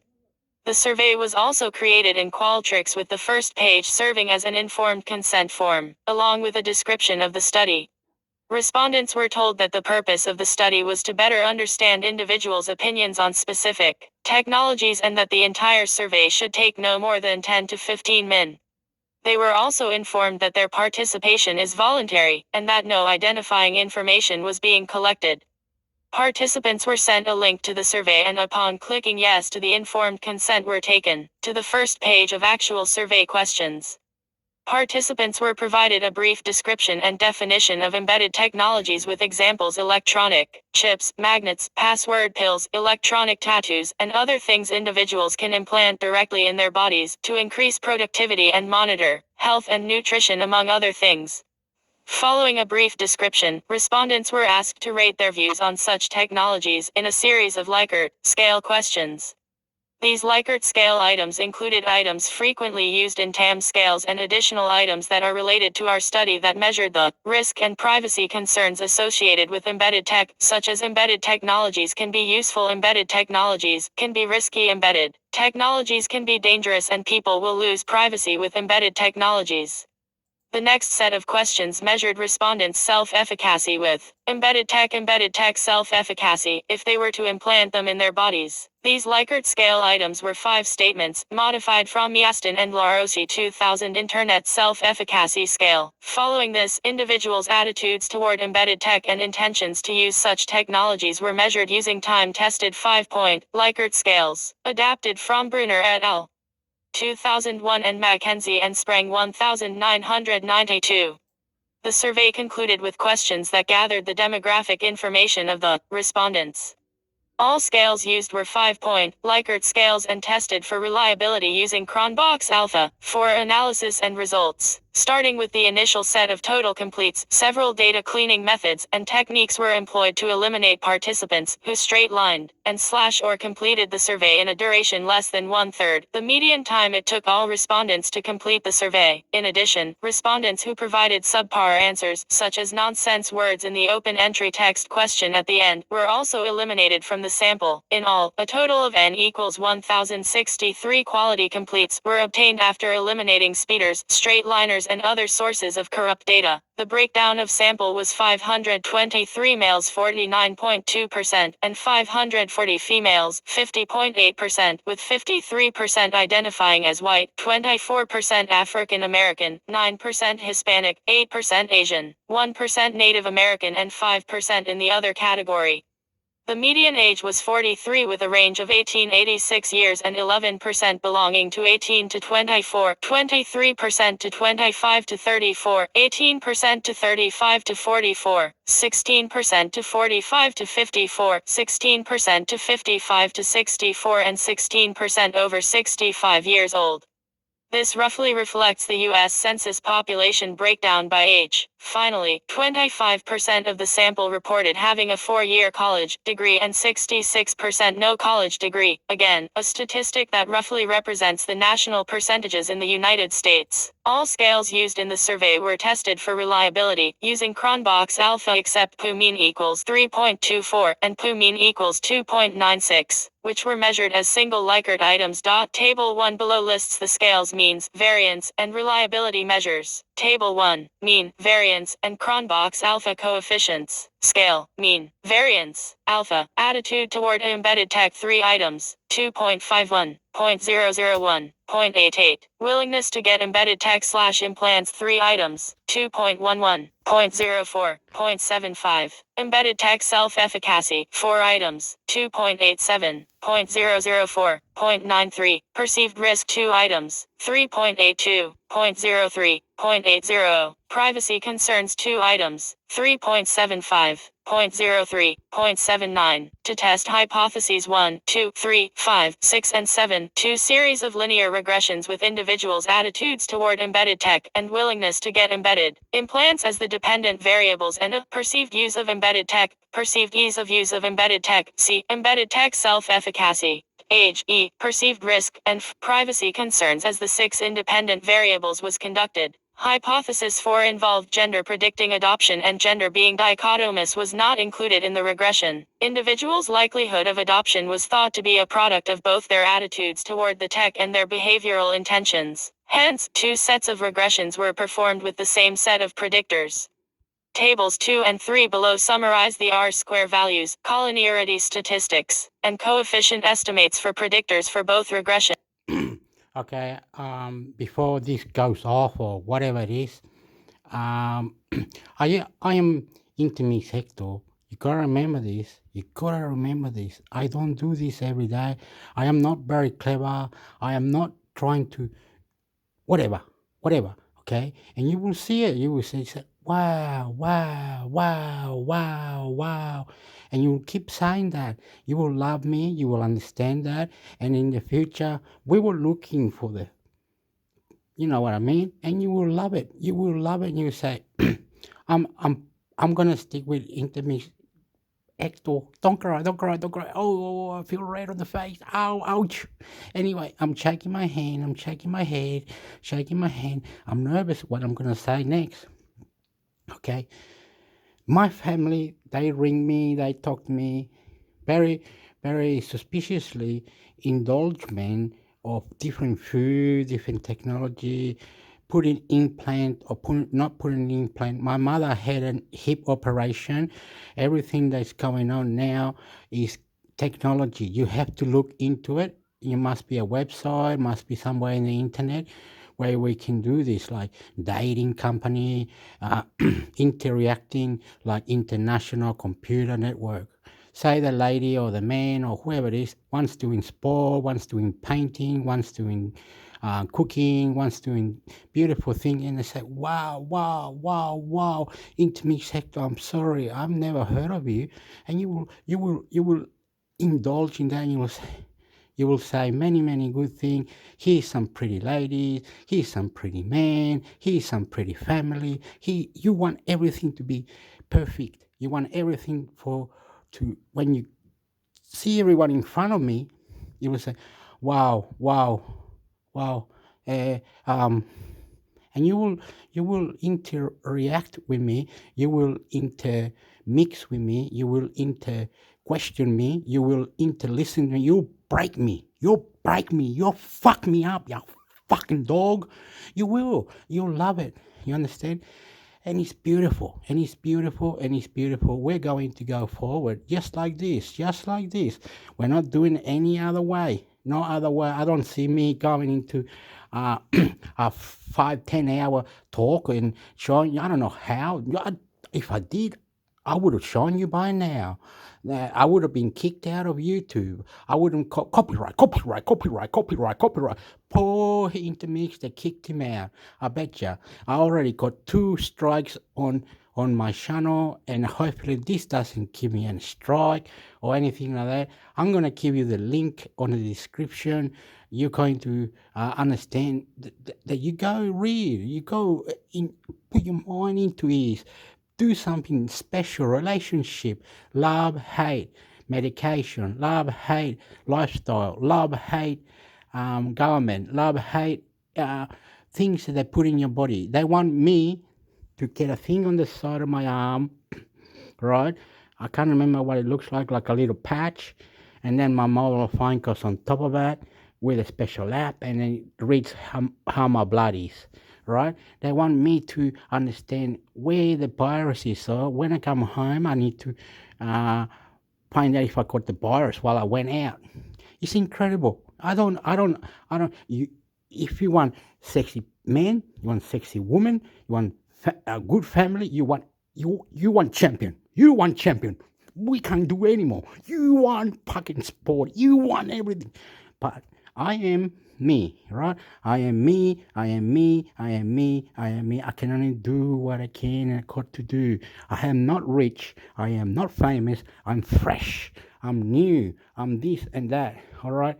I think I'm going to cut it. Someone might be ringing me now. I got to do things. I got to see what food I've got. I got to clean up a bit. I need someone right next to me right now. I am so nervous. My hand is shaking. My head is shaking. My beautiful people, don't worry. Don't worry. Don't worry. If you like the blonde lady, you like the sexy tall man, they're not in front of me. You know they're not in front of me. They're not in front of me. No way. No way. You want to go and see them? I'll take you there and you will go, my God. My God. So this is the sport you come and watch in your local neighborhood. In your neighborhood. Oh yeah. You come and watch this. Why don't you watch it every Sunday? Now I go, bullshit, not that, fuck up, Hector, fuck up, because you have to catch a bus, you don't know where you're going, you don't know where it is, so you need someone, I could tell the lady, look, I could tell the lady, say something like this, I could say, lady, marry me, and you will get a car, and we'll go everywhere and play petrol is high, you are right, let's catch bus, okay, you want bus, but we gotta wake up early, the bus must start at 7 o'clock, the bus must start at 8 o'clock, so maybe we have to walk for about 20 minutes, so we walk 20 minutes, and there was something like a train or something, we got to the city at 6 in the morning, now we gotta go to this Oval, it's called Oval, where they're playing the sport, so we got to go there, and when we get there, the person will say, my God, I love you, I love you, I love you, I love you. We can set it up so you can go from my place to the swimming pool, then from the swimming pool to the gym after the ocean, and then we come home and we eat food. You understand? You just need to be motivated. You just need to be understandable. You need to be explainable. You need to be thankful. You need to be divine. You need to be swallowing the beautiful intermix hector YouTube channel, intermix hector YouTube channel. You will understand. You will say, wow. We can go anywhere. We can go to America. We can go wherever you want. I can come visit you. Takes a little while, and you'll have your calendar. He'll be here this month, this year, this second, this minute. He'll be here for 2 weeks. He'll have this much money. He is beautiful. The best in my country, Chile. Natural. It's natural medicina, natural medication from the mountain. We can go check it out. We can go see Lama, Atacama Desert, Lima, Peru. We can go Germany. We can go wherever we want, right? Forget it. Hardcore.